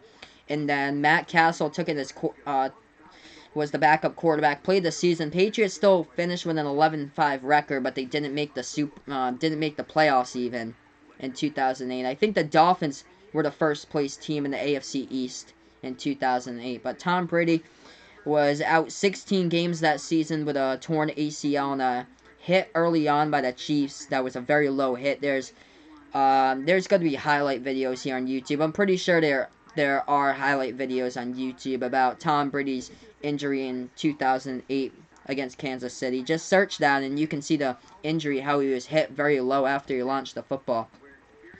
Yeah, man, just Saints getting attacked by these refs for no reason. It's so unfortunate here. So unfortunate. They should have had a Super Bowl appearance last season for New Orleans. This is just, it's just so sad. They just are like allergic to the refs are just allergic here to the Saints. Just nothing can bounce the way for New Orleans in this game. It's 12-10 right now, as we have 13 minutes and 41 seconds left to go in the game in the fourth quarter right now, and we'll have a kickoff coming up. Thanks so much, everybody, for being a part of this stream. By the way, we're on Sportscaster, and we're also on YouTube. Let's see here. I'll look up last time a UConn football team was ranked. I cannot remember that when they were ranked. So let's see here. UConn football standings by year. We'll see their record here. We'll see when they were ranked for you. Oh, wow. They were ranked AP Top 25. They were 25 in 2010. So in 2010, they were ranked at the last spot in the AP Top 25 at number 25. They were ranked in 2010, 2008, and 2007. They actually went, yeah, I remember that season. 9-4 they went in 2007, and after their head coach Randy Edsall left, their next head coach, they've had losing seasons ever since. They went 8-5 in 2010, and then after that, every single season's been a losing season. And last year was their worst one. They went 1-11. Actually, Randy Edsall came back as coach. Yeah, but his first stint at UConn was pretty good, but now it's just been terrible. The talent is just not there as far as the talent in New England. That's why. So we're back to action. That kick out of the end zone. Prescott hands it off up the middle here to Zeke. Gain of 4 on the carry to about the 29-yard line for Zeke. Brings up now a 2nd and 6. But yeah, UConn has been Division 1 FBS since 2000. They were an independent from 2000 to 2003, and then they were FCS from 1980 to 1999, and went FBS again. 2nd and 6 coming up here. We approach the 13-minute mark. Left to go in the fourth quarter right now. Dak in the shotgun here at the moment. He's got Zeke to his left. 2 wide to the right, 1 wide to the left.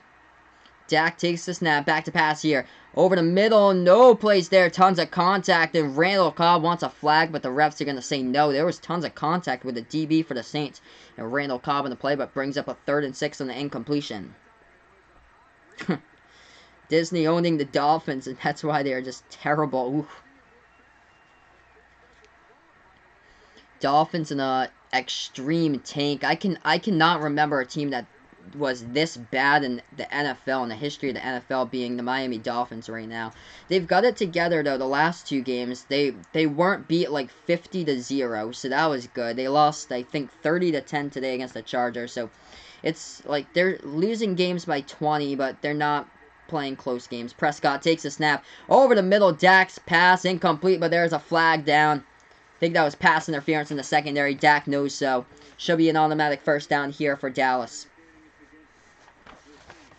Yeah, I feel like Notre Dame should be in a conference for football too. They should play in the ACC for football against like real good teams instead of getting to pick their schedule every year with random teams like New Mexico and Bowling Green. They should play against like really good opponents, like quality opponents. Yeah, the Browns in 2017, they went 0-16, what we're pointing out here in the YouTube chat, but they actually kept games that were close. As that is a automatic first down on the penalty right there in the pass interference call committed by the Saints. So automatic first down here by the Cowboys. Ball spotted now at the Dallas 36-yard line, and the gun right now is Prescott. Dak takes the snap, back to pass over the middle. It is complete at the ground for a gain of about 4 on the play to the 39 approximately. Brings up now a 2nd and long though. Yeah, every single year, basically, Zachariah. They've been bad since like as long as I can remember. Besides, I think there was one season they went like 10-6. I think like one of those early seasons in the decade, like 2010, 2011 or something, they went 10-6. But the rest of the seasons they were terrible. From like 1999 throughout like 2018, they've always been bad. As that is an end around jet sweep as they take it towards the left side, and they gain around 2 or 3 on the carry with Tavon Austin on the jet sweep. Brings up now a 3rd and short coming up for the Cowboys here as we approach 12 minutes left to go here in the 4th quarter. But at least the Cleveland Browns in 2017, the team that went 0-16, kept games close. They lost to the Steelers, I think, by like a field goal. Corey Coleman missed the game, like a catch that could have put them inside, tie the game up inside the 20 of Pittsburgh during the last game in Week 17. And then they lost in overtime against, I believe, Brent Hundley and the Green Bay Packers in that game when Deshaun Kaiser was the quarterback. That pass dropped right there. Dak Prescott threw it towards the left side, and Randall Cobb dropped it. So incomplete. 4th and 2 it brings up. Stops the clock with an 11.5 remaining. And the Cowboys will have to punt this football away. Yeah, for football and basketball, I agree with you, Vaughn. Rutgers just doesn't belong in those big conferences. They need to go, like, elsewhere. They should play in, like, the Atlantic 10 for basketball. That would be more like them instead of playing in the Big 10. Dallas will punt this football away from their own 30. They booted it away. Back there to return the punt here for the Saints as they will let this ball bounce inside the 10 and into the end zone out of bounds. So the Saints will take over from their own 20-yard line when we get back to action here on the Sports Dish on Sportscaster and on YouTube on Final Yard Football.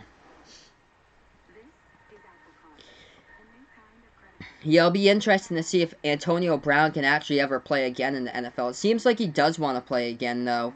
So I'm not sold that Antonio Brown's career is over just yet, Zachariah. I think that there's teams that's still interested in AB right now. It's just, will he ever get together and play again?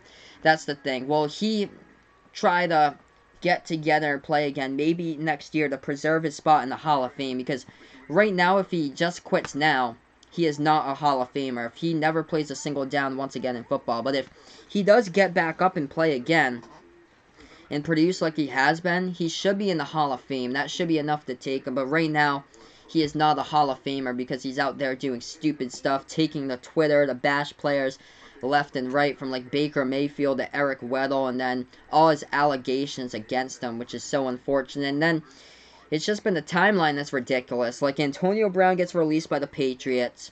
Antonio Brown texted his accuser the day before, gets released by the Patriots the next day on a Friday.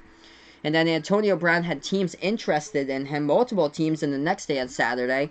Then Antonio Brown states on Twitter last Sunday that he will not be playing in the NFL ever again. I feel like that was just talk by Antonio Brown. I feel like he'll probably be back someday.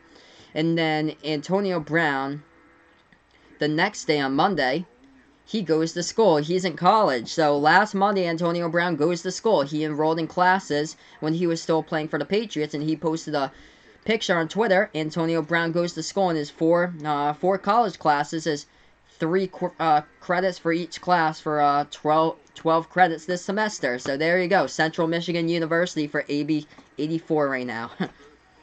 Well, I watched Temple and UConn. Probably not for football. Actually, Temple, though, is been really good. I think they're up there in the American as one of the top tier teams in the American right now. But usually they're like in the tournament like once every other year for basketball. So if there are like if there's a good basketball game this season with 2 teams in the American, and if Temple is there and that's a good team, I'll watch Temple and I'll watch UConn play together. Those 2 teams for basketball. I'll watch them for basketball. Probably not football, but for basketball, most likely, probably. I'm not too far from UConn's home court, though. So actually, I might try to see if I can go to a UConn game this season, because I'm only like an hour and 15 minutes away from the UConn campus. UConn's basketball team might make it into the tournament. They have a pretty strong recruiting class this season. So Kamara runs the football here. The Saints have the football at their own 20. He's back at the line of scrimmage. There's a flag down with 11:21 left to go here in the 4th. Yeah, you said that earlier. Texas A&M fan with Zachariah there. Yeah, they're basketball last season. They weren't in the tournament. The year before they played my team. I'm a Providence Friar fan. I'm a Rhode Island Ram fan and a Providence Friar fan because I'm actually like closer to Rhode Island. I'm like 15, 20 minutes away from Providence. So I've gone to like a good amount of games growing up for like Rhode Island Rams to watch their basketball team when I was growing up, but Providence did play. Yeah, it was Texas A&M that Providence played 2 years ago in the tournament. Rhode Island played Oklahoma and Trey Young. That's a screen pass set up here to Camara. Camaro, the 5-yard gain to the 15 out of bounds, brings up a 2nd and 10.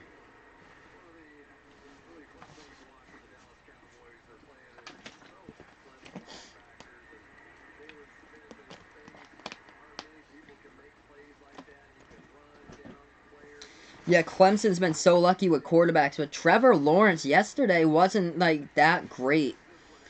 He wasn't that great in yesterday's game. They only got 3 touchdowns against North Carolina, and they almost lost. That would have been a huge upset, but yeah, they had Deshaun Watson before. Deshaun was lights out for Clemson. Got him with a national title, and we're back to this game right now. Bridgewater over the middle, a complete once again to Thomas. Oh, he lost the football, but he grabs it. So Thomas caught the ball. He was able to grab the football when he lost on the ground, pounces back on it. 3rd down coming up. 3rd down and approximately 4 or 5 yards here for the Saints right now.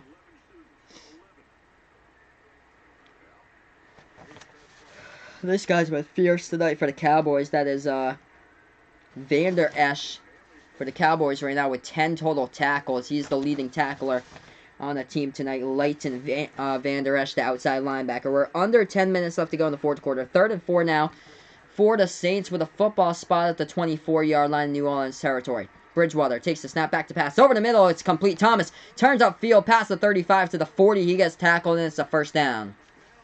Another flag in this play. Man, we've had so many penalties the past couple plays here.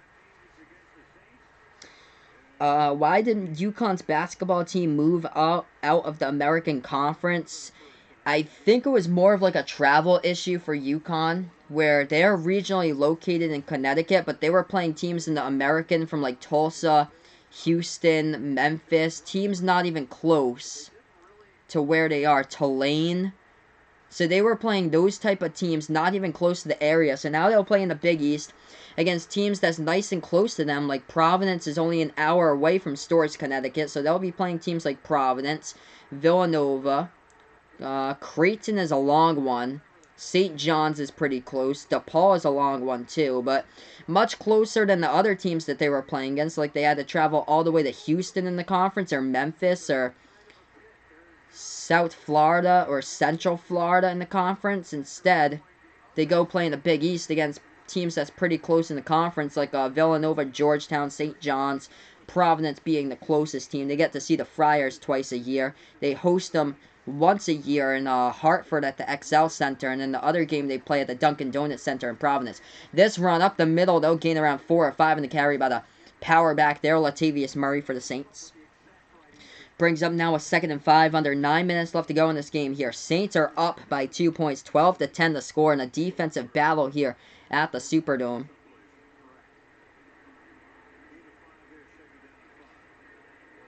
Oh, so you think that Trevor Lawrence will go to the Dolphins if the Dolphins go 0-16? They have the number 1 pick. I think probably Tua will go to the Dolphins. So I'm thinking Tua will be the number 1 pick if he does enroll in the draft. Play action fake here. Bridgewater going out to his right now as NBC freezes up the screen. And there's a camera malfunction as Bridgewater gets sacked. So NBC lost the screen nationally. And I believe he was sacked here with 8 minutes remaining. On every single person watching this game saw that NBC's camera just froze. So somebody must have stepped on a cord in the production studio or something.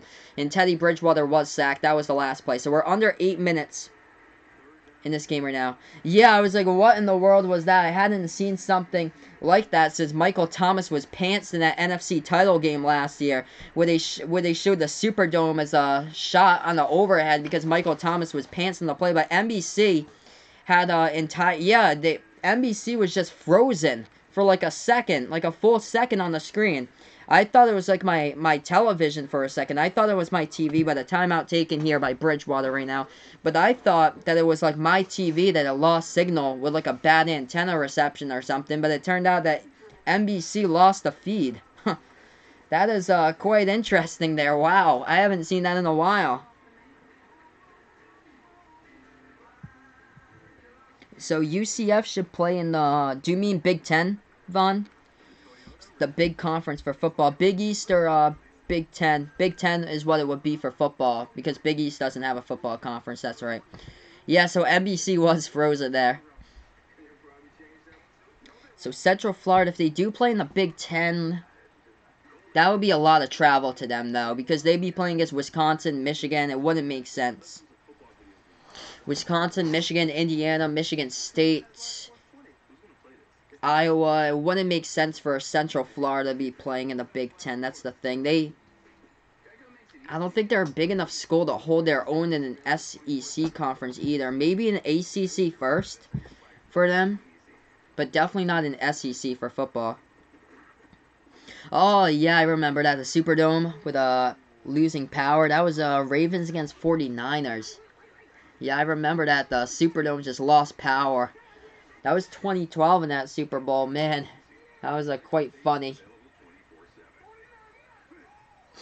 So yeah, right now, everybody, we are on commercial break here. We're on Sportscaster. We're on YouTube, where I call play-by-play of this game. If you guys are new here to my YouTube channel, give me the thumbs up down below. I call play-by-play of football action here on this channel.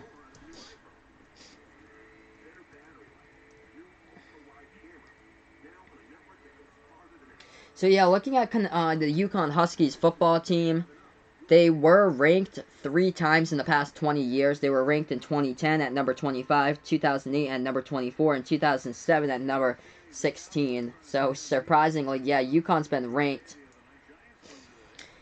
But the second stint here with Randy Edsall has been a problem. 1-11 last season for them, and 1-3 to start out this year. Just the talent pool as far as football in the Northeast is just not there.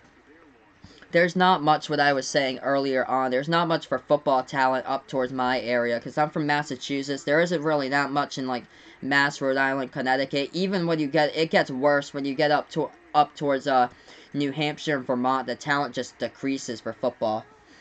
Alright, 3rd and 6 coming up here for the Saints, as they're the gun right now. Ball spot at the 43-yard line. Saints take this now. Watch out! Bridgewater gets absolutely destroyed from the edge right there on the sack. Coming in for the Cowboys with a big sack from the edge to take them down. I'll bring up now 4th down on the field. So, huge sack. Robert Quinn coming back from suspension, putting a big sack on the field. And the Saints are going to have to punt this football away. Yeah, Roger Goodell making the power go out. Seems suspicious there. 4th and 16, 7 minutes left to go in the 4th quarter. This game's actually moving fast, as the Saints will boot this ball away with Morstead. Cowboys to return this punt. Oh, this is a long punt down the left sideline, and fielded in there by Tavon Austin at the 20 as he goes out of bounds. There's a penalty, though. Another penalty here. We'll check the flag. 6:51 left to go in the 4th quarter right now. Yeah, Oregon State, Vaughn, has just been, terrible. Or so for... There's a holding call here. And that is on... So that's on the Dallas return team. So Dallas's return team with a penalty call by them. Yeah, Oregon State's been struggling. Football and basketball lately. Basketball, they weren't that bad last year. They just couldn't make the tournament. They were I wouldn't say a bubble team, but they had a winning record, I believe.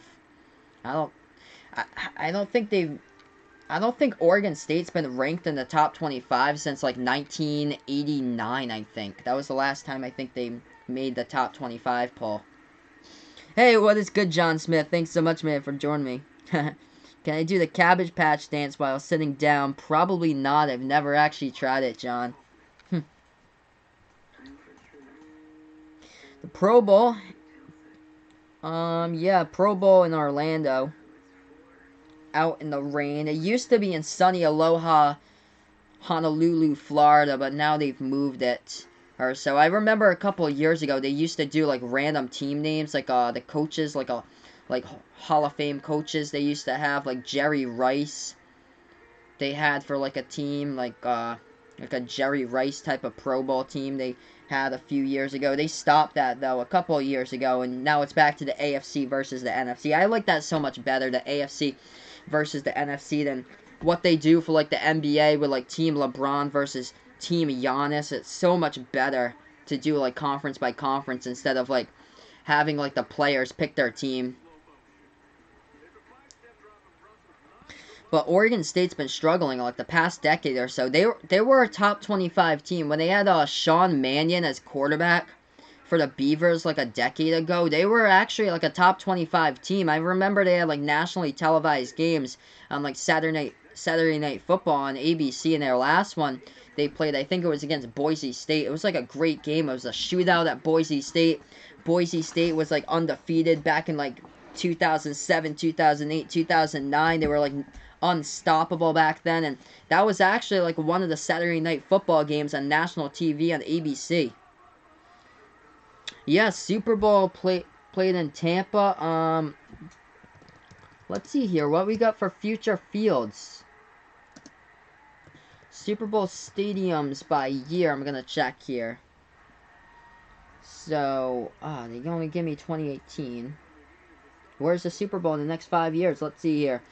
2021 in Tampa, that's right. So yeah, Tampa coming up here.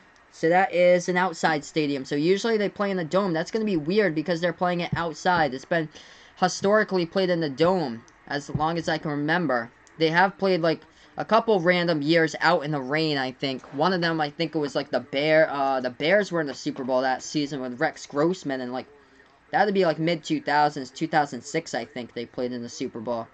Feel like it was Bears against Steelers, 2nd and 1, and the Steelers won that. 6.5 left to go here in the fourth quarter. That pass was complete with a yard shy of the first down marker right now as the Dallas Cowboys have the football. Cowboys in the ace formation here with Prescott in the backfield. This is Elliott. As Elliott gets the snap up the middle, he is stopped shy. Not enough to gain there at the first down marker. Stopped at the 18-yard line in Dallas territory, and the Cowboys have a big third down decision here coming up here for the Cowboys with 6 minutes left to go in the fourth. Yeah, Super Bowl's never been played in the snow. The reason why is because no team up north has hosted a Super Bowl as long as I can remember. It's just never been hosted in a stadium up north. It's always been down south or like in Arizona. Down south or in the west. Alright, 3rd and 2 coming up. 5:40 left to go in the fourth quarter. Shotgun formation going 5 wide here for Dak. Dak in the gun. Takes the snap. Back to pass here for Dak as he scrambles to his right. Passes on the run, and it is incomplete. That ball knocked down by Marshawn Lattimore in tight coverage, and it'll bring up now a punting situation with 5.5 left to go as the Saints will return this punt in a moment. Yeah, St. Louis needs a football team once again. I feel like they were robbed as far as like a football program there. I feel like they were just robbed out of a football team. To put in 2 teams in Los Angeles. Just 2 teams in I just don't get it. I don't get why like the major markets have 2 teams. There should just be 1 team in general for every single major market. Like, San Francisco has 2 teams there in the Bay Area. Oakland is like 20 minutes down the road from San Francisco. This is a punt, and it gets fielded at the 37 on a fair catch by Deontay Harris. So, the Saints will get this football back here as we go back to action and right after this commercial break as we are on Final Yard Football on YouTube and also on the Sports Dish on Sportscaster. So let's see here. I'm going to bring up Super Bowl stadiums by year. 2021, so what Zachariah was pointing out, yes indeed, a Super Bowl will be hosted in the Buccaneers Stadium in Tampa. 2022, the Super Bowl will be in Los Angeles. So 2022 at Los Angeles in the new stadium, that'll be cool. 2023 in Glendale, Arizona, so the Cardinals will host the Super Bowl. 2024 will be in New Orleans at the Superdome. Yeah, Vegas will get the Raiders next year, it looks like. When that was first announced, I think it was in 2016 when it was first announced about the Raiders. We were trying to pinpoint, like, when in the world they were moved to Vegas. Like, we thought it'd be, like, 2018, 2019, and now it's going to come later than usual. So, John saying me here about that dance, the Cabbage Patch dance while I was sitting down. Just move your hips in a circle counterclockwise while moving your arms and hands like you're mixing a big bowl of oatmeal clockwise. It's easy. You can do it. I'll have to look that up sometime, man.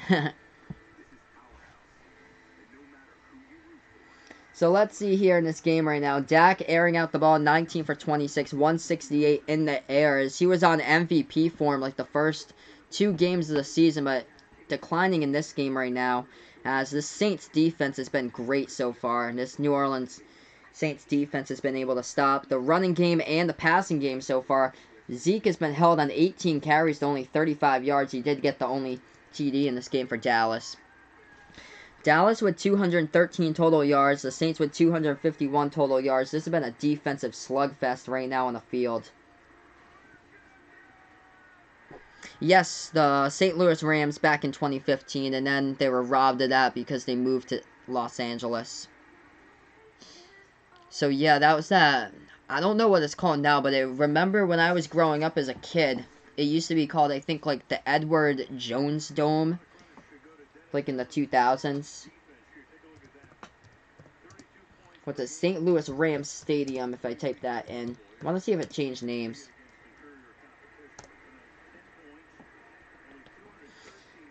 It comes up with the LA Memorial Coliseum. Yeah, that's not helpful.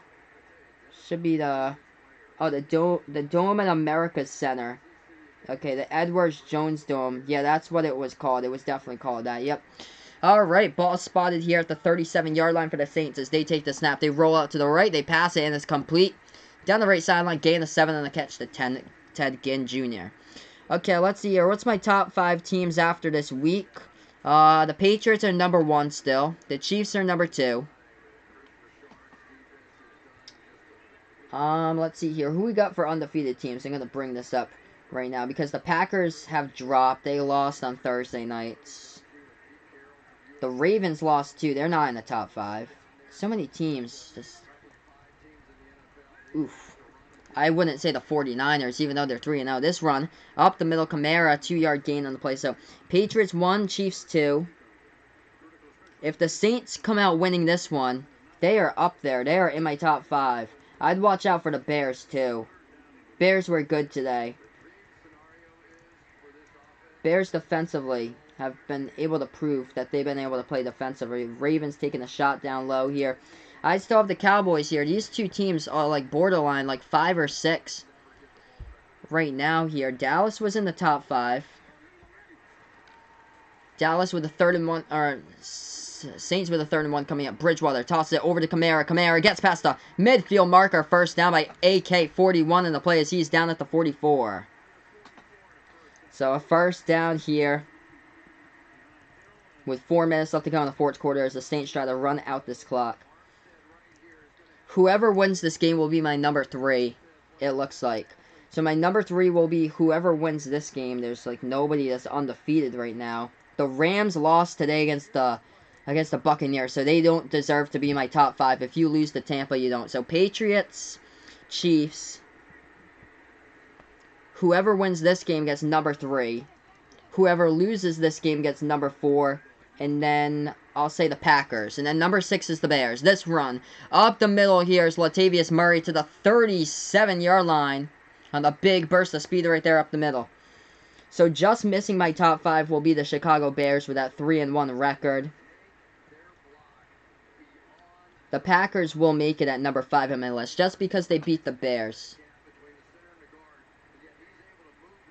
But a great win today by Chicago in that game. The Giants come back. Wow, that was a fantastic comeback against the Buccaneers last week. Down by 18 at halftime, and they came back. Alright, 2nd and 5 coming up. Ball at the 39-yard line. Saints with the football at the Dallas 39. Bridgewater hands it off to Kamara. Kamara up the middle, pulling the pile forward to the 35. It'll be a 3rd and 1 coming up here for the Saints. Thanks so much all for being a part here of the stream. If you guys enjoy what I do, hit that like down below. Hit that subscribe button as well. So I call play-by-play here, football action on the channel. 2.5 left to go in this game right now.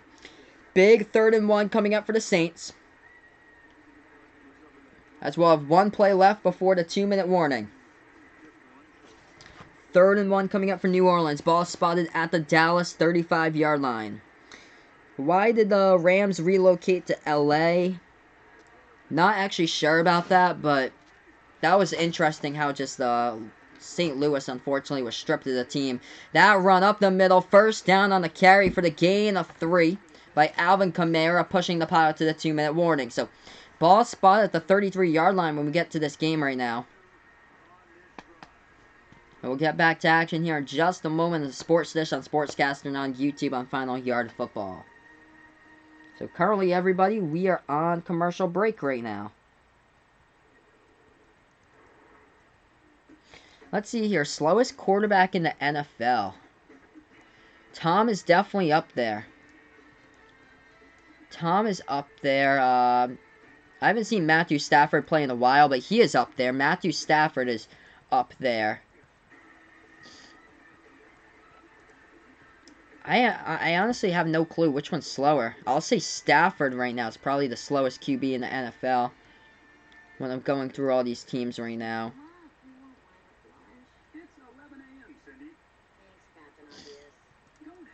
Yeah, I'll go Stafford here.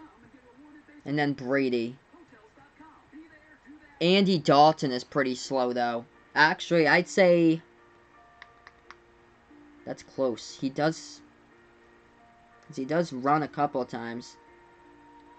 Andy is pretty slow.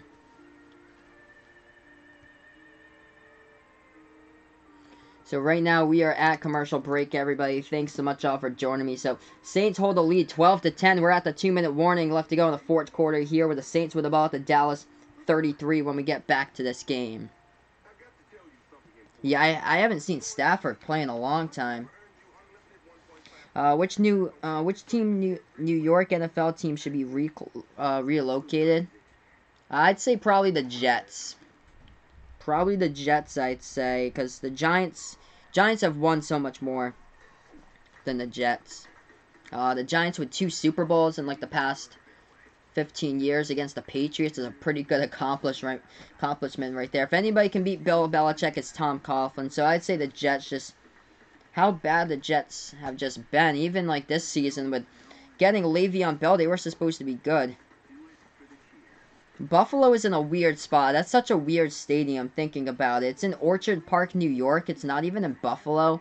And it's like a suburban stadium. It's like a suburban stadium. Like there's houses like right down the road from that like new era field that they have. Let's see here. John saying, what would the ramifications be if the U.S. team were to lose the Olympics? Oof, that would be rough. That would be quite rough there for U.S. to lose the Olympics. They definitely need to go back to the drawing board for their next Olympic. That is for sure. If they lose basketball, that would be a disappointment. Like they did in FIBA. They got like a 7th place. They didn't even make it into the semifinals for FIBA. They got like a 7th place performance there in that FIBA World Cup. So that run right side counter by Kamara goes nowhere. Back to the line of scrimmage. I'll be now, I believe, 2nd and long coming up. Looking at the undefeated teams, I'm not yet sold on the 49ers, though. 3-0 by San Fran. Dallas, and their 3-0 is right now in jeopardy as the Saints have the football at Dallas' side of the field here at about the 37-yard line. The St. Louis Jets or the San Diego Bills. That would be like too many teams, though, I feel like, in California here since the Rams are back in. Thank goodness that the Raiders will relocate finally to Las Vegas, though. Because San Francisco is the main team in the Bay Area. 2nd and 11 coming up here. Ball spotted at the 35-yard line. Bridgewater passes underneath. It is complete. And they gain around 2 or 3 in the catch to the fullback. That is the fullback right there, Zach Line, who caught the ball. Brings up a 3rd down, though, for the Saints. Timeout called, and there is an injured player here for the Cowboys on the field. They take a timeout. As there's an injured Cowboy player on the field here on their defensive side. Xavier Woods, the full safety, as he'll have to be helped out towards the sideline. So we have 1:50 here left to go in the fourth quarter. Saints with a football. What do you do here if you're Sean Payton? You get a 1st down, right? You need a 1st down right now. 3rd and 8 coming up for the Saints. They're inside Dallas territory. The Wyoming Yankees, classic. Yeah, Wyoming will just never get a sports team. When you're the least populated state in the U.S., you'll just never get a sports team.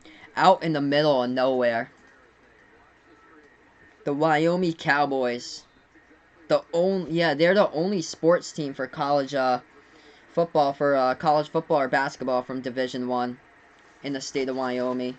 Same as Vermont, they only have one Division I program for basketball, the Vermont Catamounts. They're nasty, though, at hockey, I believe. 3rd and 8 coming up. Shotgun formation here for Teddy Bridgewater. Takes the snap. Big 3rd down coming up. Rolls out to his right. Watch out. Oh, he gets sacked. Gets dropped back at about the midfield marker right there. A huge sack by the Cowboys. And they'll take their final timeout with 1:43 left to go. Takes them on a field goal range, too. Jalen Smith, the middle linebacker, and Teddy Bridgewater took a gigantic sack on the play. That'd be like a loss of like 12 or 13 yards. Yeah, I remember that. The talks about the Raiders moving to Carson, California just to have like a 3rd team be in the Los Angeles market. That's just ridiculous. But you know, Chicago is almost as big as a city as those two cities there, Los Angeles and New York City. I think Chicago's like the 3rd most populous in the U.S. behind L.A. and New York. But Chicago only has one football team with the Bears. They have 2 baseball teams, though, Cubs and White Sox, but only one football team with the Bears. So 4th and 24 coming up here, as Thomas Morstead will have to boot this ball away. He's standing at his own 40-yard line. So 40-yard line right now. As the Saints will put this football away. Morstead will boot it now away. Dallas back to return it with 1:40 left to go on the clock. They call for a fair catch here with Tavon Austin. So they'll get the football back at their own 12-yard line. They have to drive down the field here. 88 yards to the end zone with Dak Prescott. 14 game-winning drives here by Dak. NRG Stadium is great there, Zachariah. It's a fantastic stadium. San Diego too. Yeah, I feel like they still play there for San Diego State for college football. I still think they play there. I remember it's called, not sure it's called Qualcomm Stadium anymore, but I remember when the Chargers used to play there. That's what it used to be called back in the day. 1st and 10, 1:39 left to go on the clock. 14 game-winning drives by Dak. Does he have a 15th? Dak goes back and he gets sacked at the 3. Drop back right there for a loss on the play. Big sack coming up right there by the Saints. There's an injured player in the field. The left tackle for the Cowboys is down right now. Tyron Smith is injured on the play, and a 2nd down and long coming up here. Yeah, man, so the Saints leading by 2 points right now with 1:25 left to go in the 4th quarter, and a 2nd and long coming up as Teddy Bridgewater was just sacked with the ball. Thanks so much, guys, for joining me here on the Sportscaster and YouTube stream. If you guys are new to YouTube, hit that thumbs up down below. Hit that subscribe button as well.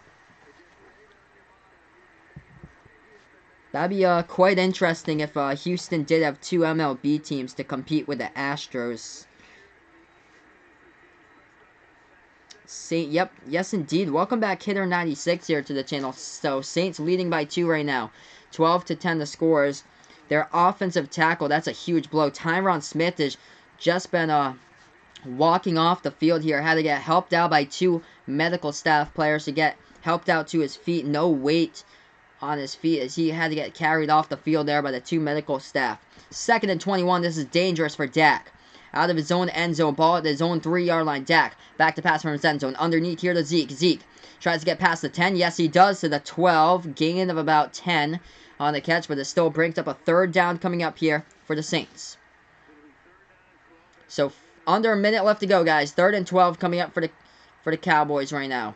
As they're at the 12-yard line of Dallas territory. Dak with the football back to pass. Watch out. He gets the ball out of his hands. What a pass. Completing it down the right sideline. Complete. 1st down to Amari Cooper with 40 seconds remaining. No timeouts here for Dallas, though. That clock ticking down. 35 seconds left to go. 1st and 10 by Dak. And we're going to have a timeout. Timeout called.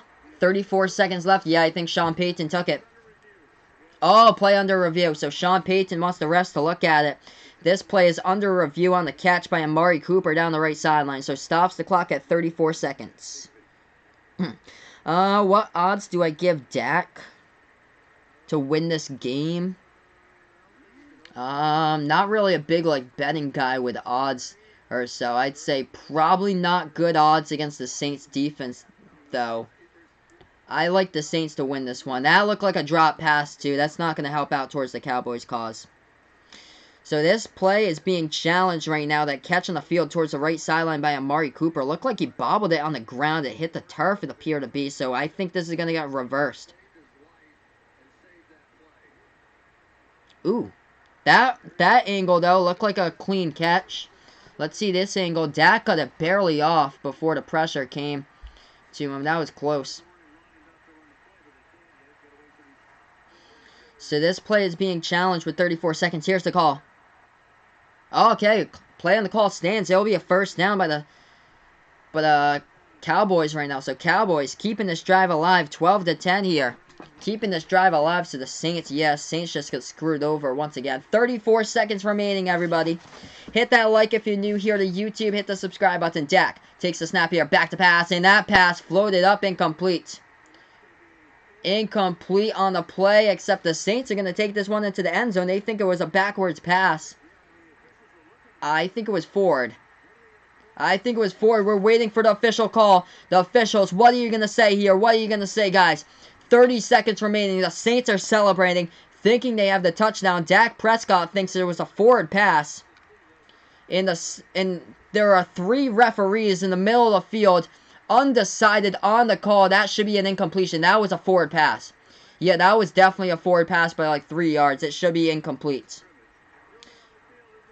Yep, so the refs finally decide here. 3 guys huddling up there with zebra-type uniforms, having no clue what the play was. Everybody can see that Dak Prescott clearly threw that ball 3 yards forward, and the pass was finally rolled incomplete by the refs. So it's finally incomplete right now. So incomplete. The refs finally get the call correct 30 seconds later. Okay, guys.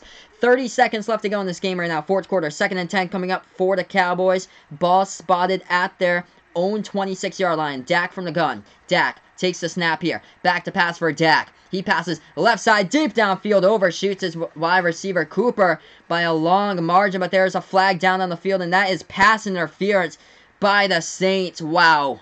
I think it's PI by the Saints. Here's the ref. Oh, here's the ref's call. It's going to be on the Cowboys. Pass interference by Amari Cooper, but on the Cowboys, the refs are going to say Cooper thought it was on the Saints. So this is just a huge wreck here for the Cowboys. Amari Cooper with a pass interference working on Marshawn Lattimore. Yeah, he pushed off on Lattimore right there on the replay. So offensive pass interference on the field by Amari Cooper backs up the Cowboys even more, guys. What a game between both of these teams right now. 25 seconds remaining in the fourth quarter. Cowboys are back a little bit further here. Ball at their own 16-yard line. Dak in the gun right now. 3 wide to the left. He takes the snap. Back to pass here for Dak. Dak steps up into the pocket. He delivers deep down the middle of the field. Here we go. Airs it out into quadruple coverage, and it is incomplete by the Saints right there. 4 against 1. Cooper cannot come down with it, and it stops the clock with 17 seconds remaining. There is nothing downfield. That's all that Dak needs to do. Wish for a prayer going up. Quadruple coverage, and the ball falls incomplete. Lattimore was in there as well as P.J. Williams. Marcus Williams was in there as well. The whole Saints, 4 of them, converging on Cooper to make sure that that pass was broken up. Yes, Cowboys need a prayer right now. 3rd and 20, 17 seconds remaining. Saints going in prevent defensive form right now. Dak takes the snap in the 3rd and 20 from the 16. Pass over the middle. Oh, complete first down. Past the 45 to the 47. You got to spike it here, Dak. 8, 7, 6. Got to get everybody lined up. 5, 4. Refs place it. 4, 3, 2, 1. Dak spikes it. Dak spikes it with 2. 2nd and 10 coming up here. What a shot downfield. And now they have a Hail Mary situation coming up for the Cowboys on a 2nd and 10. If you guys are new here to YouTube, hit that thumbs up down below. Hit that subscribe button as well. 1 play remains here. The Cowboys, at their own 47-yard line, need a prayer to win this game to stay alive and become undefeated at 4-0. At the Superdome. The Saints will go in a prevent form defense right now. Thanks so much, guys, for joining me out on Sportscaster. This will be the final play of the game. But before that, we have a timeout called by Sean Payton here. He'll take a timeout, and he'll think this one over defensively. So Second charge timeout here by the Saints. Peyton will think this thing over. 2 seconds remaining, guys, in the fourth quarter. And the ball placed at the 48-yard line of Dallas. They need 52 yards to the end zone on a prayer by Dak. Yes, indeed. Dak needs to pull off an Aaron Rodgers on this pass if the Cowboys want to win the game. Last win without a timeout, by the way, for the Saints was all the way back in 1998. Last win without a timeout. So 2 seconds remaining, everybody. This is it. All for the marbles to stay undefeated for the Dallas Cowboys at 4-0 if they can complete this crazy Hail Mary, if Dak can pull it off. Or if they go through the middle of the field and do some hook and lateral play or something like that and do some laterals. We'll check it here. 2nd and 10. This is for the game. Dak in the shotgun. 3 players up front here. Oh, they're going to blitz. Dak releases it down the field. That pass picked off on the play by the Saints. This game is over. There are 2 undefeated teams left. Marcus Williams with an interception by New Orleans in this game. The defensive slugfest is done tonight on the Hail Mary attempt, and Dak is picked off right there. This game has gone final. 12-10. What a game defensively here by the Saints. This team came to play once again tonight. Don't need Drew Brees. This team looks legit, and they are in my top 5. So if I had to rank these top 5 teams, Patriots at 1, Chiefs at 2, Saints at 3, Cowboys at 4, and Packers at 5 at the moment, and the Bears would be at 6. This game is finally over. Wow. Last play, Dak Prescott loading up a prayer, and there was pressure right in his face. A linebacker for the Saints blitzed, and that's why Dak had to get out that pass a little bit faster. Oh, that was linebacker right there for the Saints just coming in with right on the blitz. Chauncey Gardner-Johnson, the rookie from Florida, came in, and yeah, now we got the undefeated teams left in the NFL. Now they were down to 3. 3 undefeated teams here in the NFL, and the 49ers are one of them. I wouldn't say the 49ers will be in my top 5. I'm not sold on San Fran right now. So, Patriots, Chiefs, and 49ers all undefeated. Of course, San Fran with a bye this week. But this game is done and over. The Saints holding out the victory on the interception on the Hail Mary. 12-10 the final. Thanks so much, guys, for joining me here on the Sportscaster stream and also on YouTube, by the way. Calling play-by-play tonight. Big thank you towards everybody for joining me on both of these streams. And yes, I'm going to end the stream right now. So big thank you. Have a nice night, everybody. And good luck this week, by the way. And I should be back on YouTube, I believe, hopefully Thursday for Thursday Night Football. I'll be back on Sportscaster tomorrow for the Monday night game. But thank you so much, guys. And enjoy and have a nice night, as this is Final Yard Football on YouTube.